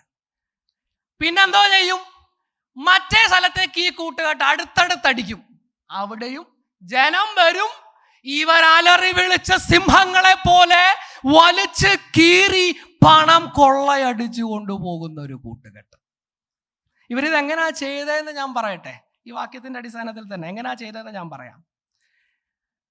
ഒരാളെ പ്രവാചകന്റെ അടുത്ത് പോയി ദൂത് കേൾക്കാൻ. നമ്മുടെ ഇടയിൽ അങ്ങനെ പോകുന്നവരുണ്ടോ? നമ്മളാരുമല്ല, നമ്മൾ പോകത്തില്ലല്ലോ. വേറെ ഒരാൾ ദൂത് കേൾക്കാൻ പോയി പ്രവാചകന്റെ അടുത്ത്. അപ്പൊ ഈ പോകുന്ന ആളുടെ സ്വഭാവം ഓൾറെഡി ഞാൻ പറഞ്ഞു. എന്തുവാണ് സ്വഭാവം? മറക്കരുത്. വിഗ്രഹങ്ങൾ പലതുണ്ട് പുള്ളിയുടെ ഹൃദയത്തിൽ. സ്വയം എന്ന് പറഞ്ഞു, അയ്യോ പുള്ളിക്ക് എന്നെ അപ്പോഴത്തേക്കങ്ങ് വികാരമാകുന്ന പോലെ ഞാനാണിത് നിറഞ്ഞു നിൽക്കുന്നത്. അപ്പൊ എൻ്റെ ആ ഒരു സംഭവമുണ്ട്. പിന്നെ പണക്കൊതിയുണ്ട്, പിന്നെ കുടുംബത്തല്ലുണ്ട്, പിന്നെ മക്കളുടെ പ്രശ്നമുണ്ട്. എല്ലാം കൊണ്ട് ഇടിഞ്ഞു കിടക്കുക. ഇതാണ് പ്രവാചകന്റെ അടുത്ത് ദൂത് കേൾക്കാൻ ചെന്ന്. അവൻ പ്രവാചകന്റെ അടുത്ത് ദൂത് കേൾക്കാൻ ചെന്നപ്പം സത്യത്തിൽ പ്രവാചകൻ എന്തുവാ പറയണ്ടേ? ഇടിഞ്ഞു കിടക്കുന്നൊക്കെ പോയി പാടുന്നിട്ട് വരാനാ പറയണ്ടേ. പക്ഷെ പ്രവാചകൻ എന്തോ ചെയ്തെന്നറിയാം? അതാണ് 28-ാമത്തെ വാക്യം. നോക്കിക്ക്, 28-ാമത്തെ വാക്യം പ്രവാചകൻ എന്തോ ചെയ്തെന്ന് എഴുതിയിട്ടുണ്ട്. നോക്കിക്ക്. അതിലെ പ്രവാചകന്മാർ വ്യാജം ദർശിച്ചും കള്ളപ്രശ്നം പറഞ്ഞു യഹോവ അരുളി ചെയ്യാതിരിക്കെ യഹോവയായ കർത്താവ് ഇപ്രകാരം അരുളി ചെയ്യുന്നു എന്ന് പറഞ്ഞും കൊണ്ട് അവർക്ക് കുമ്മായം തേക്കുന്നു. എന്തോ തേക്കുന്നു? വ്യാജം ദർശിച്ച് കള്ളപ്രശ്നം പറഞ്ഞ് കുമ്മായം തേക്കുന്നു. ഇംഗ്ലീഷ് പരിഭാഷയിൽ ഉപയോഗിച്ചിരിക്കുന്ന എന്തുവാ? വൈറ്റ് വാഷ് അടിച്ചു വിട്ടു. ഇടിഞ്ഞു കിടക്കുന്നത് അതിനൊക്കെ എന്നാ അങ്ങ് അടിച്ചു, ശരിക്കും അങ്ങ് അടിച്ചു, വെളുപ്പിച്ചു, മിന്നിച്ചു. എന്ന് പറഞ്ഞ പണക്കോതിയുള്ള ആളോടാ പറയുന്നത്, പുതിയ വർഷത്തിൽ ചില പുതിയ വാതിലുകൾ, ചില ബിസിനസ്. ഇപ്പൊ ചിലര് പറഞ്ഞ ഈ സാലറിയുടെ ഡിജിറ്റ് കൂടുമെന്നാ പറയുന്നത്. 4 അക്കം 5ആയി, 5 6ആയി, അങ്ങനെ അക്കങ്ങൾ കൂടുന്നു. ഇങ്ങനെ ഓൾറെഡി പണക്കോതി കൊണ്ട് നമുക്ക് ഇവിടെ ഇരിക്കാൻ പോയി. അപ്പോഴാണ് ഇതിന് മേളിൽ ഇനിയും അങ്ങോട്ട് അടിയിച്ച് വെളുപ്പി വലിയ പുതിയ ബിസിനസ്സുകൾ കാണുന്നു, വേറൊരു സ്ഥാപനം അതിന്റെ ബ്രാഞ്ചായിട്ട് കാണുന്നു. കുമ്മായ അടിക്കുക. അവിടെ എഴുതിയേക്കുന്നത് എനിക്ക് വളരെ ഇൻട്രസ്റ്റിംഗ് ആയിട്ട് തോന്നിയൊരു വാക്യമുണ്ട്. നിങ്ങളത് വായിച്ചപ്പോൾ ശ്രദ്ധിച്ചു കാണും. യഹോവ പറയാതിരിക്കേ. അതൊരു പുതിയ നമ്പരാണ്, അത് നിങ്ങൾ ശ്രദ്ധിച്ചാൽ മതി. ഇപ്പം ഇങ്ങനെ പോകുന്നതിൻ്റെ ഇടയ്ക്ക് ഒന്ന് ഈ നമ്മൾ ഈ വണ്ടി ഓടിക്കുമ്പോൾ ഗിയർ ഒന്ന് മേളോട്ടാക്കി ചവിട്ടി വിടുന്ന പോലെ ഒന്ന് പറയാൻ, ആത്മാവിൽ ഞാൻ പറയുന്നു എന്നൊക്കെ പറയാം. ആരോടൊക്കെ എന്തൊക്കെയോ അങ്ങനെയൊക്കെ പറയുന്നതൊക്കെ വിട്ടിട്ട്, ഞാനിത് പറഞ്ഞു തുടങ്ങുമ്പോൾ തൊട്ടേ ബൈബിളല്ലാതെ ഞാൻ ഒന്നും എൻ്റെ വായിന്ന് പറഞ്ഞിട്ടില്ല. കൂടുതലും വായിച്ചവർ ഇവിടെ തന്നെ ഉണ്ട്. മനസ്സിലാവുന്നുണ്ടോ? ഇങ്ങനെ കുമ്മായം അടിച്ച് വെളുപ്പിച്ച് വിടുന്നതാണ് പൗതി പ്രവാചകന്മാർ. പ്രവാചകന്മാരോടുള്ള ബന്ധത്തിൽ ചില കാര്യങ്ങൾ കൂടെ പറയണമെന്ന് വിചാരിച്ചാണ് ഇന്ന് വന്നേക്കുന്നത്. കാരണം ഇത് ന്യൂ ഇയർ ആയതുകൊണ്ട് നമുക്കറിയാതെ ഒരു ടെൻഡൻസി ഉണ്ട്, എന്തെങ്കിലുമൊക്കെ കേട്ടിരുന്നു. ബ്രദറെ ദൂത് വല്ലതും ഉണ്ടോ? നമ്മളോട് പറയും, പ്രാർത്ഥിച്ച് ദൂത് വല്ലതും ഉണ്ടെങ്കിൽ. ദൂതുണ്ടോ? ദൂത് ഇപ്പോൾ പറയും, അങ്ങനെ ദൂതാണ് ഞാൻ ഇപ്പോൾ പറഞ്ഞുകൊണ്ടിരിക്കുന്നത്. അപ്പോൾ പുതിയ വർഷത്തിൽ അങ്ങനെ നമ്മളെ വശീകരിക്കാൻ സാധ്യതയുള്ളത് കൊണ്ട് ഈ സന്ദേശം ഞാൻ ഇച്ചിരി കൂടെ ആ ഭാഗത്ത് നിന്നൊന്ന് പറയാൻ ആഗ്രഹിക്കുക. നിങ്ങൾ ഇന്ന് വീട്ടിൽ ചെന്നിട്ടേ എസെക്കിയേൽ പ്രവാചകൻ 22-ാമത്തെ അധ്യായം എന്തായാലും നിങ്ങൾ വായിക്കുമല്ലോ. അത് ഞാൻ പറയാതാണല്ലോ നിങ്ങൾ വായിക്കും, അതെനിക്കറിയാം. പക്ഷെ 13-ാമത്തെ അധ്യായം കൂടെ വായിക്കണം. 13-ാം അധ്യായത്തിലെ ചില വാക്യങ്ങൾ മാത്രം ഞാൻ കാണിച്ചിട്ട് ബാക്കി നിങ്ങളുടെ ഹോംവർക്കിന് വേണ്ടി വിടുക. 13-ാം അധ്യായം ഒന്നിടത്ത് കള്ളപ്രവാചകന്മാർക്കെതിരെ ശക്തമായ ഭാഷയിൽ പ്രവാചകൻ പറയുന്നതാണ് 13-ാമത്തെ അധ്യായം. 13-ാമത്തെ അധ്യായത്തിന്റെ 2-ാം വാക്യം ഒന്ന് നോക്കിക്കേ. മനുഷ്യപുത്ര, ഇസ്രായേലിൽ പ്രവചിച്ചു പോരുന്ന പ്രവാചകന്മാരെ കുറിച്ച് ഇസ്രായേലിൽ പ്രവചിച്ചു പോരുന്ന പ്രവാചകന്മാർ. മലയാളത്തിൽ പ്രവചിച്ചു പോരുന്ന പ്രവാചകൻ എന്ന് പറയുമ്പോൾ നമ്മൾക്ക് മനസ്സിലാകുന്നത് ഇസ്രായേലിലാണ് ഇവർ പ്രവചിച്ചതെന്ന. പക്ഷെ ഇതിന്റെ യഥാർത്ഥത്തിൽ ആ വാക്കിന്റെ അർത്ഥം ഇംഗ്ലീഷിൽ ഉപയോഗിക്കുന്നത് പ്രോഫറ്റ്സ് ഓഫ് ഇസ്രായേൽ. ഇസ്രായേലിൽ പ്രവചിച്ചു പോരുക എന്നല്ല, ഇവരാരുടെ പ്രവാചകന്മാരാ? ഇസ്രായേലിന്റെ പ്രവാചകന്മാരാ. വേറെ വാക്യങ്ങളുണ്ട്. ദൈവം പറയുന്നുണ്ട് നിന്റെ പ്രവാചകൻ എന്തുവാ ചെയ്തതെന്നൊക്കെ ദൈവം ചോദിക്കുന്നുണ്ട്. പറഞ്ഞു വരുന്ന കാര്യം, ദൈവം പറയാം സ്റ്റാർട്ടിങ്ങിൽ തന്നെ പറയുന്നത്, ഇപ്പോ ഈ പ്രവചിക്കുന്ന പ്രവാചകന്മാരുണ്ടല്ലോ, അത് ആരുടേതല്ല, എന്റേത് അല്ല, അത് നിങ്ങളുടെ പ്രവാചകന്മാർ. നിങ്ങൾ അവർക്ക് നിക്ഷേപം കൊടുത്തു വിടുന്ന they are not mine. വാക്യം താഴോട്ടുണ്ട്, ഞാൻ അവരെ അയച്ചിട്ടില്ല, ഞാനല്ല അവരെ പ്രവചന ശുശ്രൂഷയ്ക്ക് വിളിച്ചത്. പിന്നെ പറഞ്ഞത് എന്താ അറിയോ, ഇവരുടെ പ്രവചനത്തിന്റെ ഉറവിടം ഞാനല്ല, പിന്നെ ആരാ? ആ വാക്യം തന്നെ എഴുതിയിട്ടുണ്ട്, സ്വന്തം ഹൃദയങ്ങളിൽ നിന്ന് പ്രവചിക്കുന്നവരോട് എന്ന് പറയുമ്പം ഈ പ്രവചനത്തിൽ സാമ്പത്തികം കൂടുന്നതിന്റെ കാരണം അപ്പൊ എന്തുവായിരിക്കും? പ്രവാചകന്റെ ഉള്ളിൽ എന്തുവാ? പ്രവാചകന്റെ ഉള്ളിൽ സ്വത്രാഴ്ച കൂടാൻ വേണ്ടിയുള്ള നിലയിലാണ് ഇത് പറയുന്നേ. ഞാൻ പറഞ്ഞു വരുന്നത് മനസ്സിലാവുന്നുണ്ടോ? നീ വലിയ സംഭവമാണെന്ന് പറയും പ്രവാചകന്റെ ഉള്ളിലിരിക്കുന്ന ഇത് ഇപ്പം ഡീമോണിക് ആണോ എന്ന് ചോദിച്ചോണ്ട് അത് അടുത്ത ഭാഗങ്ങളിൽ എഴുതിയിട്ടുണ്ട്, മാജിക്കൽ, അതിലേക്കൊക്കെ നമുക്ക് വരണം. പക്ഷേ പൗതിമുക്കാലും പ്രത്യേകിച്ചൊന്നുമല്ല, അവരുടെ തോന്നല, സാധാരണ മനുഷ്യന്റെ ഹൃദയത്തിൽ ഇരിക്കുന്ന കാര്യങ്ങൾ തന്നെ ഇത് പറയുന്നത്, their own thoughts. ഈ 13-ാമത്തെ അധ്യായത്തിൽ നിന്ന് ഞാനൊരു 2-3 കാര്യം പെട്ടെന്ന് നിങ്ങളെ ഒന്ന് കാണിക്കാം. പെട്ടെന്ന് കാണിക്കാന്ന് പറഞ്ഞാൽ, കള്ളപ്രവാചകന്മാരെ ഉപമിക്കുന്ന 3 പ്രയോഗങ്ങൾ, കമ്പാരിസൺ നടത്തുക. 3 പ്രയോഗങ്ങൾ നോക്കിക്കുക. അതിന്റെ 4-ാമത്തെ വാക്യം ഒന്ന് നോക്കിക്കോണം. 4-ാമത്തെ വാക്യം, ഇസ്രായേലേ നിന്റെ പ്രവാചകന്മാർ ശൂന്യപ്രദേശങ്ങളിലെ കുറുക്കന്മാരെ പോലെ ആയിരിക്കുന്നു. ശൂന്യപ്രദേശങ്ങളിലെ കുറുക്കന്മാരെ പോലെ, ജാക്കൽസ്, ഫോക്സസ് എന്നൊക്കെയാണ് അവിടെ ആ അർത്ഥം. ഇത്രയേ ഉള്ളൂ. ഈ ശൂന്യപ്രദേശം എന്നുള്ളതിന് റൂയിൻസ് എന്ന് പറഞ്ഞാൽ ആക്ച്വലി ഇത് ഈ ചത്ത ശവങ്ങൾ അല്ലെങ്കിൽ ഏറെക്കുറെ ചാകാറായ ശവങ്ങളൊക്കെ, മൃഗങ്ങളുടെ ശവങ്ങളൊക്കെ ചിതറിക്കിടക്കുന്ന ഒരു സ്ഥലം. അതാണ് ഈ ശൂന്യപ്രദേശം എന്ന് ഇവിടെ പറയുന്നത്. അവിടെ കുറുക്കന്മാര് പോകും. എന്തിനാണെന്നറിയാമോ? ഈ ശവത്തെ തിന്നാനും അല്ലെങ്കിൽ അവിടെ എന്തെങ്കിലും അവർക്ക് കഴിക്കാൻ പറ്റിയ, അവർക്ക് അപഹരിക്കാൻ പറ്റിയ എന്തെങ്കിലും ഉണ്ടോ എന്ന് നോക്കി പോകുന്ന ഒരു പിക്ചർ. എന്തുവാ ഇതിവിടെ നൽകുന്ന പിക്ചർ എന്നറിയോ? ആ ഒരു സംഭവത്തെ എടുത്തിട്ട് പറയാം, നിങ്ങളുടെ പ്രവാചകൻ എന്തുകൊണ്ട് ആ കുറുക്കനെ പോലെ എന്ന് പറഞ്ഞാൽ, ശൂന്യപ്രദേശത്ത് ചെന്നിട്ടേ സത്യത്തിൽ പ്രവാചകൻ ചെയ്യേണ്ടത് ഇടിവ് പണിയായിരുന്നു. പക്ഷേ പ്രവാചകൻ അവിടെ പണിയല്ല, പ്രവാചകൻ കറങ്ങി കറങ്ങി നടക്കുവാണ്. എന്തിനു വേണ്ടി? ശൂന്യതയുടെ നടുവിൽ കൂടെ കറങ്ങി നടന്ന തനിക്ക് പ്രയോജനമുള്ളത് എന്തോയേലും അപഹരിക്കാനുണ്ടോ എന്ന് നോക്കുന്ന പ്രവാചകൻ. നമ്മൾ ഈ മലയാളത്തിലൊരു പഴഞ്ചൊല്ലുണ്ടല്ലോ, നനഞ്ഞടം. അതാണ് സംഭവം. പ്രവാചകൻ ഏറ്റവും ഇഷ്ടപ്പെട്ട സ്ഥലം തകർന്ന കുടുംബങ്ങൾ. സാമ്പത്തിക പ്രശ്നമുണ്ടോ? അല്ല, ചെറിയൊരു ഹിന്റ് കൊടുത്താൽ മതി, പാസ്റ്റർ ഒന്ന് പ്രാർത്ഥിക്കണം, ചെറുതായിട്ടൊന്ന് ഹിന്റ് പറഞ്ഞാൽ പിന്നെ അത് മുതലാക്കിയിട്ടേ പോകത്തുള്ളൂ. You hint the prophet. ഞാനിത് ലൈവിലൊക്കെ പോവാം, ഉദാഹരണം ഉൾപ്പെടെ കൃത്യമായി എനിക്കറിയാവുന്ന ആൾക്കാരുണ്ട്. ഇത് കൊണ്ടുവരുന്ന ഒരു തകർച്ച ദൈവസഭ മനസ്സിലാക്കാൻ വേണ്ടിയാണ് ഞാനിത് പറയുന്നത്. ദൂത് കേട്ടെടുത്ത് ചാടി കൊടിയ സാമ്പത്തിക പ്രശ്നത്തിലുള്ള കുടുംബങ്ങൾ എനിക്കറിയാം.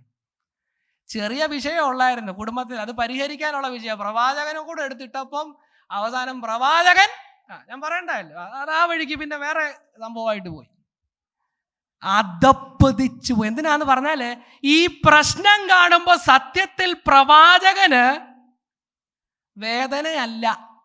എന്തുവാ നോക്കുന്നേ? What is my income? ഇവിടെ ഒരിടത്ത് ഭൂതം ഇളകി പലരും പ്രാർത്ഥിച്ചു, ഭൂതം പോകുന്നില്ല. അവസാനം ഒരു പ്രവാചകൻ വന്നു, കൃപയുള്ള ഒരു പ്രവാചകൻ വന്നിട്ട് ശാസിച്ചു, ഭൂതം പോയി. പക്ഷെ ഭൂതം പോയാലും പ്രവാചകൻ പോകുന്നില്ല. കാരണം പ്രവാചകൻ പറഞ്ഞ് എനിക്ക് കിട്ടേണ്ടത് കിട്ടാതെ ഞാൻ പോകത്തില്ല. ഇത്രയും പ്രവാചകന്മാരെ വിളിച്ച് ആ പൈസ കൊടുത്ത കുടുംബം ഏകദേശം തകർന്നിരിക്കുക, നാണം കെട്ടിരിക്കുക. പക്ഷെ പ്രവാചകന് സാറ്റിസ്ഫൈ ആയിട്ടില്ല. കാരണം എന്തോ വേണം, എനിക്ക് കിട്ടുന്ന. പിന്നെ പറഞ്ഞ് അത് കിട്ടിയത് കുറഞ്ഞു പോയി, വണ്ടിക്കൂലിക്ക് പോലും തികഞ്ഞില്ലെന്ന്. ഇതാണ് പ്രവാചനം. കുറുക്കന്മാരായിട്ട് തീരുക. ഞാനൊരു കാര്യം ദൈവമക്കളോട് പറയാം, ഇവിടെ ഇരിക്കുന്ന ദൈവമക്കളോട് പറയാം. ഇന്ന് നമ്മുടെ എബിപാസ്റ്റ് വന്നിട്ടില്ല എങ്കിലും ഞാൻ പറയാം, എനിക്ക് ഉറപ്പുള്ളതുകൊണ്ടാണ് പറയുന്നത്. നിങ്ങൾക്ക് വേണ്ടി ആത്മാർത്ഥമായി എബിപാസ്റ്ററെക്കാളും പ്രാർത്ഥിക്കുന്ന ഒരു പാസ്റ്റർമാരും ഇല്ല. ആരും സ്വോത്രം പറഞ്ഞില്ലല്ലോ, എല്ലാവരും ഒന്ന് സ്വോത്രം ചെയ്ത് അത് മനസ്സിലാക്കുക. പാസ്റ്റർ ഇല്ലാത്തതുകൊണ്ട് പാസ്റ്ററെ പറ്റി പറയുകയാണെങ്കിലും ചിന്തിച്ചാൽ മതി. That is A point. കഴിഞ്ഞ ദിവസം ഞാനൊരു ചർച്ചിൽ പ്രസംഗിച്ചു കഴിഞ്ഞ് ഇറങ്ങുമ്പം കൺക്ലൂഷനിൽ തന്നെ ആ പാസ്റ്റർ പറയാ, ലീഡ് ചെയ്യുന്ന ചർച്ചിലെ ലോക്കൽ ഉപദേശി ഇതേ കാര്യം അവിടെ പറയുന്നു. അവരുടെ സെക്ഷനിൽ പാസ്റ്റർമാരെല്ലാം അവിടെ തീരുമാനിച്ചു. എന്താണെന്നറിയോ? ഇതേപോലെ അലഞ്ഞു ചുറ്റി നടക്കുന്ന പ്രവാചകന്മാരോട് കുടുംബങ്ങൾ ചെന്ന് വിഷയം പറഞ്ഞാൽ പിന്നെ സഭ ആ വിഷയത്തിന് വേണ്ടി ഒന്നെങ്കിൽ സഭ പ്രാർത്ഥിക്കുന്നുണ്ട്, സഭ പ്രാർത്ഥിച്ച സഭയുടെ കർത്താവിന്റെ ദാസന്റെ പ്രാർത്ഥനയിൽ, ദൈവമക്കളുടെ കൂട്ടായ പ്രാർത്ഥനയിൽ ദൈവം പ്രവർത്തിക്കുന്നു വിശ്വസിക്കുക. അല്ലെങ്കിൽ നിങ്ങൾ നിങ്ങളുടെ വഴിക്ക് പോവാ. ഞാനുള്ള കാര്യം പറയാം, നമ്മൾ ഈ പലയിടത്തും പ്രാർത്ഥിക്കണേ എന്ന് പറയുമ്പോൾ ഓർത്തോണം, എല്ലാവരും ഒന്ന് ഓർക്കാൻ പോലും പോകുന്നില്ല നിങ്ങളെ പറ്റി. നമ്മളെ കളിപ്പിക്കുക സത്യത്തിൽ. പറഞ്ഞു വരുന്ന കാര്യം മനസ്സിലാവുന്നുണ്ടോ? ഇതേപോലെ കുഴിക്കുകയാ. ഈ കുറുക്കനെ പറ്റി പറഞ്ഞുണ്ടല്ലോ, വീണിയും വാക്യങ്ങൾ പലതുണ്ട്. നമുക്കറിയാവുന്നൊരു ഭാഗം ഞാൻ കോട്ട് ചെയ്യാം. നെഹമ്യാവിന്റെ പുസ്തകം നമ്മൾ വിശാലമായിട്ട് ഒരിക്കൽ പഠിച്ചതാ. അവിടെ മതില് പണിഞ്ഞോണ്ടിരിക്കുമ്പോൾ ഇതേ കാര്യ. മതില് പണിയൊക്കെ നടക്കുമ്പോ എതിര് നിന്നവർ പറഞ്ഞൊരു കളിയാക്കിയ പ്രയോഗമുണ്ട്. ഇത് എന്നാ പണിയാ? കുറുക്കൻ കേറിയ. മനസ്സിലാവുന്നുണ്ടോ? കുറുക്കന്മാരെന്തോ ചെയ്യും? മതിലിനെ ഇടിച്ച് കളയാൻ കരുത്തുണ്ട്. ദൈവസഭയ്ക്ക് മനസ്സിലാവുന്നുണ്ടോ? ഈ ഒന്നാമത്തെ ഞായറാഴ്ച ദൈവവചനത്തിൽ നിന്ന് പഠിക്കേണ്ട പാഠം എന്താണെന്നറിയാവോ? ദൈവസഭ ചെയ്യേണ്ടത് ഇങ്ങനെ മതിലിനെ ഇടിച്ചു കളയുന്ന കുറുക്കന്മാരെ പിടിച്ചു കെട്ടാനുള്ള ദൈവ കൃപ പ്രാപിക്കണം. Do not allow them to destroy it further. Already തകർന്നിരിക്കുക, അത് ഇനിയും തകർത്ത് കളയാൻ അനുവദിക്കരുത്. രണ്ടാമത്തെ ഒരു പിക്ചർ അധ്യായത്തിൽ നിന്ന് കാണുന്നത് അതിന്റെ 10ാമത്തെ വാക്യം. അത് നമ്മൾ ഓൾറെഡി ഒന്ന് ചിന്തിച്ചതെങ്കിലും വായിച്ചു വിട്ടാൽ മതി. 10ാമത്തെ വാക്യം ഒന്ന് വായിക്കാമോ? സമാധാനമില്ലാതെ ഇരിക്കെ സമാധാനം എന്ന് പറഞ്ഞ് അവർ എന്റെ ജനത്തെ ചതിച്ചിരിക്ക കൊണ്ടും അത് ചുവർ പണിതാൽ അവർ കുമ്മായം പൂശിക്കളയുന്നതും കൊണ്ട് അടന്നു വീഴും വണ്ണം കുമ്മായം പൂശുന്നവരോട് നീ പറയേണ്ടത്, പെരുമഴ ചൊരിയും, ഞാൻ ആലിപ്പഴം പൊഴിയിച്ച് കൊടുങ്കാറ്റടിപ്പിക്കും. അത് നമ്മൾ ചിന്തിച്ച ഭാഗം തന്നെയാണ്. 22ാമത്തെ അധ്യായത്തിൽ ഇത് തന്നെ പറയുന്നത്. പ്രവാചകന്മാർ പാപത്തെ ഇടിവിനെ പരിഹരിക്കാതെ കുമ്മായം അടിച്ചു വിടുക. അത് ആ ബിൽഡിംഗ്, ആ ഭിത്തി പണിയുന്നതിനോടുള്ള ബന്ധത്തിലാണ് പറഞ്ഞിരിക്കുന്നത്. എന്ന് പറഞ്ഞാൽ ഒരു മഴ പെയ്താൽ ദൈവം തന്നെ പറയാം, ഞാൻ മഴ പെയ്യിക്കുമെന്നാ. നിനക്ക് പിടിച്ചു നിൽക്കാൻ പറ്റത്തില്ല.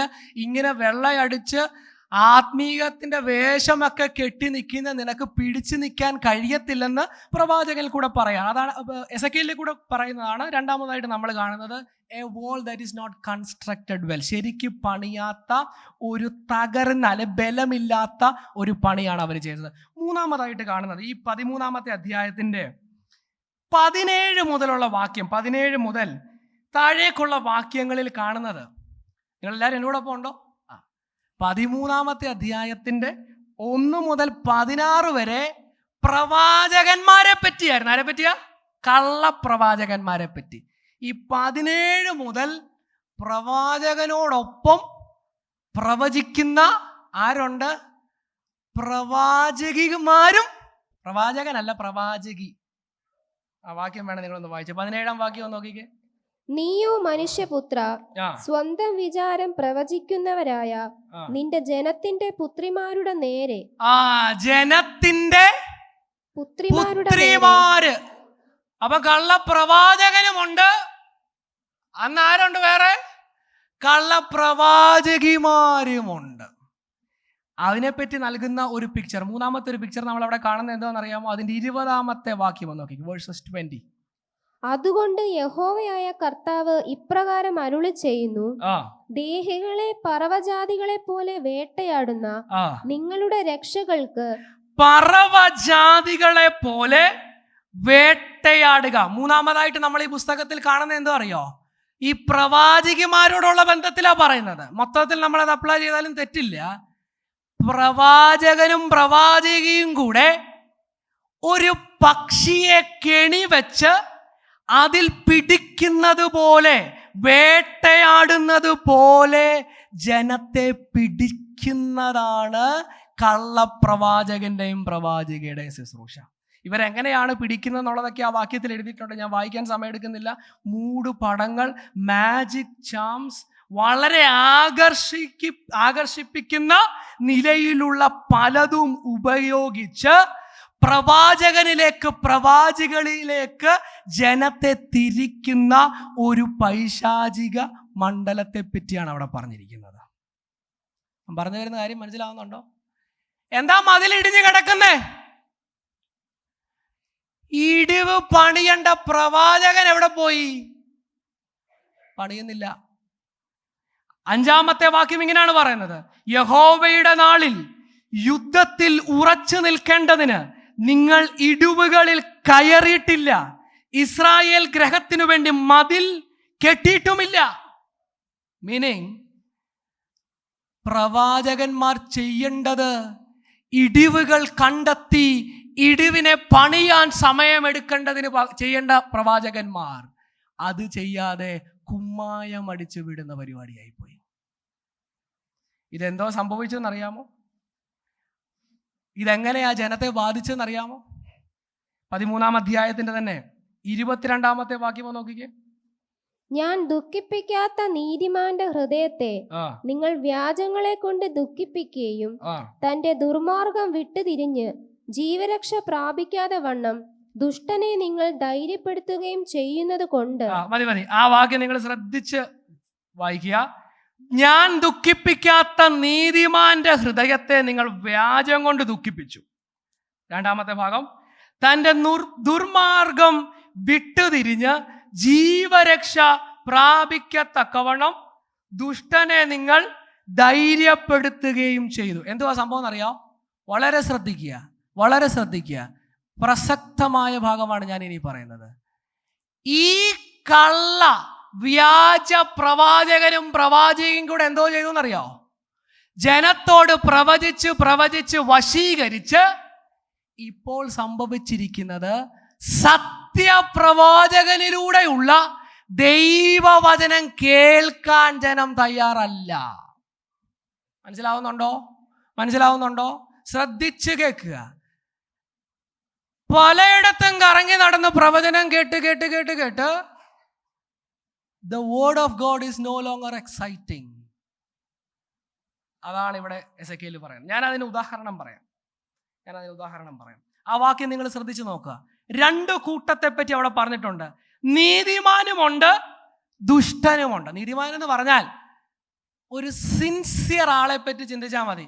വളരെ ആത്മാർത്ഥതയോടെ ദൈവത്തെ സ്നേഹിച്ച് ദൈവത്തെ അനുസരിച്ച് ജീവിക്കണമെന്നൊക്കെ ഒരു സമർപ്പണമുള്ള സാധുവായ ഇന്നസെന്റ് ആയിട്ടുള്ള ഒരു വ്യക്തി.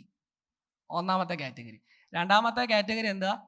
പാപവഴിയിലൊക്കെ നടന്ന് വെള്ള തേച്ചെന്നൊക്കെ പറഞ്ഞ പോലെ വേഷം കെട്ടി, ആത്മീക വേഷവും ഉണ്ട്, ഉള്ളിൽ നല്ല പാപത്തിന്റെ സ്വഭാവവും തുടരുന്ന മറ്റേ കാറ്റഗറി. ഇവര് 2 പേരും കൂടെ പ്രവചനം കേൾക്കാൻ പോയപ്പോൾ പ്രവാചകൻ പറഞ്ഞ എന്തോ അറിയോ? ഈ ഇന്നസെന്റ് ആയിട്ട് സിൻസിയർ ആയിട്ട് കർത്താവിന് എന്തോലും എന്നോട് സംസാരിക്കാനുണ്ടോ എന്നൊക്കെ ചെന്ന് പറഞ്ഞ ആളോട് എന്തോ പറഞ്ഞെന്നറിയോ? ബ്രദറേ, ചില പോരാട്ടങ്ങൾ, ചില പ്രശ്നങ്ങൾ, ചില കുരുക്കുകൾ, ചില പൈശാചിക വ്യാപാരങ്ങൾ പിന്നെ മന്ത്രവാദമായി, ആഭിചാരമായി, പിന്നെ കൂടോത്രമായി നിനക്കെതിരെ വെച്ചിരിക്കുന്ന ചില. ഇത് കേട്ടപ്പോഴേ നമ്മുടെ പുള്ളിക്കാരൻ അയ്യോ ഇനിയിപ്പോൾ എന്തോ ചെയ്യുന്നതെന്ന് പറഞ്ഞ് അതവിടെ എഴുന്നേക്കെ. ഞാൻ ദുഃഖിപ്പിക്കാതിരിക്കുമ്പോൾ നിങ്ങൾ എന്തോ ചെയ്തു? ദുഃഖിപ്പിച്ചു, പേടിപ്പിച്ചു. സംഭവിച്ചിട്ടുണ്ടോ? കൈപൊക്കണ്ട. ആത്മാർത്ഥതയോടായിരുന്നു, പക്ഷേ പറഞ്ഞു പേടിപ്പിച്ചു. അയ്യോ ഇതൊക്കെ ഇങ്ങനെ പ്രവാചകൻ പറഞ്ഞത് കേട്ട് വീടും സ്ഥലവും വിറ്റുപോയ നല്ല ആത്മീയരെ എനിക്കറിയാം. They are very good people. വളരെ നല്ല ആൾക്കാരായിട്ടല്ല അവരത് ഉൾക്കൊണ്ടേ. അയ്യോ ശരിയാ പാസ്റ്ററേ എന്ന് പറഞ്ഞ. രണ്ടാമത്തെ കാറ്റഗറി എന്താണെന്നറിയാം? രണ്ടാമത്തെ കാറ്റഗറി പാപത്തിലാണ്. സുന്ദരമായിട്ട് പാപം നീ ചെയ്യുമ്പോൾ തന്നെ ആത്മീയയുടെ വേഷം കേട്ട് ദുഷ്ടൻ. അവർ ചെന്നപ്പോൾ പ്രവാചകൻ എന്താ പറഞ്ഞു? You are doing good, good, നല്ലതാണ്, പുതിയ വഴിയുണ്ട്, പുതിയ വാതിലുണ്ട്, നല്ല സംഭവമാണെന്നൊക്കെ പറഞ്ഞ് പുള്ളിയെ അനുഗ്രഹിച്ച് വിട്ടു. ഇനി നിങ്ങളൊന്ന് ചിന്തിച്ചേ, ഇതിൻ്റെ അപകടം എന്താണെന്നറിയോ? ഈ രണ്ട് കാറ്റഗറിയും കൂടെ ഇവിടെ ഇല്ല, നമ്മുടെ ഇടയിൽ പ്രസംഗം കേൾക്കാൻ വന്നു എന്ന് ഓർത്തേ എന്തോ സംഭവിക്കും? രണ്ടുപേർക്കും വചനം മനസ്സിലാവില്ല. ആത്മാർത്ഥതയുള്ളവരാ, ആൾ ഇന്നസെന്റാ, പക്ഷെ പുള്ളി പേടിച്ചിരിക്കും. അയ്യോ ഇതിനെനിക്കൊരു വിടുതലുണ്ടോ? അപ്പൊ ഇതൊന്നും പോരാ. ഏത് എസക്കേലിന്റെ പ്രവചനോ ഇവരെക്കാളും വലിയ വലിയ ഒരു സംഭവം ഇവിടെ ഇരിക്കുക എന്നുള്ള നിലയിലിരിക്കുക. മറ്റേ ആൾക്ക് പിന്നെ ഒരിക്കലും പറ്റത്തില്ലല്ലോ. പറഞ്ഞു വരുന്ന മനസ്സിലാവുന്നുണ്ടോ? കള്ളപ്രവാചകന്മാരുടെ പണി എന്തുവാന്ന് മനസ്സിലായോ? സത്യത്തിൽ നിന്ന് ജനത്തെ ബഹുദൂരം കൊണ്ടുപോയതാണ് ഇവര് ചെയ്ത പരാജയം. മനസ്സിലാവുന്നുണ്ടോ? ഞാനിത് പറയുമ്പോൾ തന്നെ ഈ 13-ാം അധ്യായത്തിൽ നിന്ന് ഒരു ആശ്വാസത്തിൻ്റെ സന്ദേശം കൂടെ ഉണ്ട്. എന്തുവാണെന്നറിയാമോ? ഈ 13-ാം അധ്യായത്തിൽ ആവർത്തിച്ച് പറയുന്നൊരു വാക്കുണ്ട്. പ്രവാചകനെ പറ്റി പറഞ്ഞത് ഇസ്രായേലിൻ്റെ പ്രവാചകനാ, നിന്റെ പ്രവാചകനാ. പക്ഷെ ജനത്തെ പറ്റി പറയുന്നത് എന്താണെന്നറിയാമോ? അവരെൻ്റെ ജനമാ, അവരെൻ്റെ ജനമാ, അവരെൻ്റേതാണെന്ന് ആവർത്തിച്ച് 5 തവണ അതിൽ പറഞ്ഞിട്ടുണ്ട്. എന്തുവാ മനസ്സിലാക്കേണ്ടതെന്നറിയാമോ? പേടിക്കാൻ ഒന്നുമില്ല. You belong to God. യേശുവിൻ്റെ രക്തത്താൽ വീണ്ടെടുപ്പ് പ്രാപിച്ച് ദൈവസഭയുടെ ഭാഗമായിരിക്കുന്ന നിന്നെ തൊടാൻ ഒരു പൈശാചിക മണ്ഡലത്തിനും കഴിയത്തില്ലെന്ന് മനസ്സിലാക്കി സ്വാതന്ത്ര്യം പ്രാപിക്കാൻ ദൈവസഭയുടെ ഭാഗമായവർ അല്ല എന്നെ കേൾക്കുന്നവർ തയ്യാറാവും. ഭീതിപ്പെടുത്തി പേടിപ്പിച്ച് ബോണ്ടേജിൽ, അതിൻ്റെ അടിമത്തത്തിൽ കൊണ്ടുപോയ അനേകർക്ക് ഈ വചനം സ്വാതന്ത്ര്യമായി ഭവിക്കട്ടെ. ഈ കൂട്ടത്തിൽ ഇരിക്കുന്നവർക്ക് അങ്ങനെ അനുഭവമുള്ളവരുണ്ടല്ലോ. പണ്ട് പലതിൻ്റെയും കേട്ട് പേടിച്ചും പാത്തും അതിൻ്റെയും ഇതിൻ്റെയും പുറകെ പോയവർ വചനം സ്വാതന്ത്ര്യം നൽകിയിട്ടില്ലേ? ഒന്നാമത്തെ കൂട്ടം ഇടിവ് പണിയേണ്ട പ്രവാചകന്മാരാ. പ്രവാചകന്മാർ ഇടിവ് പണിയുന്നതിന് പകരം they made it more wide. കുറച്ചും കൂടെ വിശാലമാക്കി, കുറച്ചും കൂടെ ദൈവകോപത്തിന് യോഗ്യന്മാരാക്കി ഈ സമൂഹത്തെ നശിപ്പിച്ച് കളഞ്ഞു. രണ്ടാമത്തെ കൂട്ടം, വളരെ പെട്ടെന്ന് നമുക്ക് മുന്നോട്ട് പോകാം. 22-ാമത്തെ അധ്യായത്തിലേക്ക് മടങ്ങി വരാം. 22-ാമത്തെ അധ്യായത്തിൽ രണ്ടാമത്തെ കൂട്ടം, അതിന് 26-ാമത്തെ വാക്യം. അതിലെ പുരോഹിതന്മാർ എന്റെ ന്യായപ്രമാണത്തോട് ദ്രോഹം ചെയ്ത് എന്റെ വിശുദ്ധ വസ്തുക്കളെ അശുദ്ധമാക്കുന്നു. രണ്ടാമത്തെ കൂട്ടം ഏതാ? അതിലെ പുരോഹിതന്മാർ. പ്രവാചകനെ പറ്റി ഞാൻ പറഞ്ഞു, ദൈവാലോചന കേട്ട് ജനത്തോട് പറയണമായിരുന്നു. പുരോഹിതൻ എന്താണ് ചെയ്യുന്നത്? ജനത്തിനു വേണ്ടി ദൈവസന്നിധിയിൽ ചെന്ന് യാഗം കഴിയുക. ദൈവത്തിനും മനുഷ്യരുടെ ഇടയിൽ നിന്ന് യാഗങ്ങൾ കഴിച്ച് അതിലൊക്കെ ഉപരിയായി പുരോഹിതന് കൊടുത്തിരുന്ന ഏറ്റവും വലിയ ദൗത്യങ്ങളിലൊന്ന് ദൈവം നൽകിയ നിയമങ്ങളുണ്ട്, ന്യായപ്രമാണമുണ്ട്. അത് കൃത്യമായി ജനത്തെ പഠിപ്പിച്ച് ജനത്തെ മനസ്സിലാക്കി ദൈവകൃപയിൽ നടത്തണമായിരുന്നു. പക്ഷെ അവിടുത്തെ പുരോഹിതന്മാർ എന്തുവാ ചെയ്തത്? പുരോഹിതന്മാർ ആ വാക്യം ഒന്ന് വായിച്ചേ. അതിലെ പുരോഹിതന്മാർ എന്റെ ന്യായപ്രമാണത്തോട് ദ്രോഹം ചെയ്തു. എങ്ങനെയാ ന്യായപ്രമാണത്തോട് ദ്രോഹം ചെയ്യുന്നത്? ഞാൻ വായിച്ച ഒരു കമന്റ് ഞാൻ അതേപോലെ വായിക്കാം. എങ്ങനെയാണ് ന്യായപ്രമാണത്തെ ദ്രോഹം ചെയ്തത്? Doing violence to the law refers to the deliberate misinterpretation and misrepresentation or demanding payment for instruction. Meaning, ന്യായപ്രമാണത്തെ മനഃപൂർവം ദുർവ്യാഖ്യാനം ചെയ്ത് പ്രസംഗിക്കുന്നയാൾക്ക് സാമ്പത്തിക നേട്ടം ആവശ്യപ്പെട്ടുകൊണ്ട് ഇത് ചെയ്യുന്നതിനെയാണ് വയലൻസ് ടു ദ ലോ എന്ന് പറയുന്നത്. ദൈവവചനം കയ്യിലുണ്ടായിരുന്ന ന്യായപ്രമാണം പുരോഹിതന്റെ കയ്യിൽ കൊടുത്തതാ. പക്ഷെ പുരോഹിതൻ കൃത്യമായി പഠിപ്പിച്ചു കൊടുക്കാതെ എന്തോ ചെയ്തു? പുരോഹിതന് ഇഷ്ടമുള്ളതുപോലെ കൊണ്ടുപോയി. അതിനെയാണ് ദൈവം പറയുന്നത് ഇത് ന്യായപ്രമാണത്തോട് ചെയ്യുന്ന ദ്രോഹമാണ്. അങ്ങനെ ദ്രോഹം ചെയ്തപ്പോൾ എന്ത് പറ്റി? തുടർന്നുള്ള വാക്യത്തിൽ എഴുതിയിട്ടുണ്ട്, ജനത്തിനിപ്പോൾ അശുദ്ധിയും വിശുദ്ധിയും ദൈവപ്രസാദമുള്ളതും ദൈവകോപമുള്ളതെന്തെന്ന് തിരിച്ചറിയാൻ പറ്റാത്ത ഒരു കാലമായിട്ട് മാറിയിരിക്കുക. ഞാനിത് പറയുമ്പോൾ ദൈവമക്കളെ, ഇത് ഒരു കൺവെൻഷൻ്റെ സീസണാണ്. ധാരാളം പ്രസംഗങ്ങൾ ലൈവായിട്ടും സ്ഥലത്ത് ചെന്നും കേൾക്കാൻ ഉള്ള സാഹചര്യമുണ്ട്. ഞങ്ങളുടെ അവിടെ തിരുവല്ലയിൽ ഇന്ന് വലിയ കൺവെൻഷൻ ഇന്ന് വൈകിട്ട് 4 മണിയോടെ തുടങ്ങുമെന്ന് ഞാനിങ്ങനെ കേൾക്കുന്നുണ്ട്. അപ്പോൾ എല്ലായിടത്തും നമ്മുടെ പല സ്ഥലങ്ങളിൽ കൺവെൻഷൻ പലയിടത്ത് നടക്കുമ്പോൾ നമ്മൾ മനസ്സിലാക്കേണ്ടത് എന്തുവാണെന്നറിയാമോ?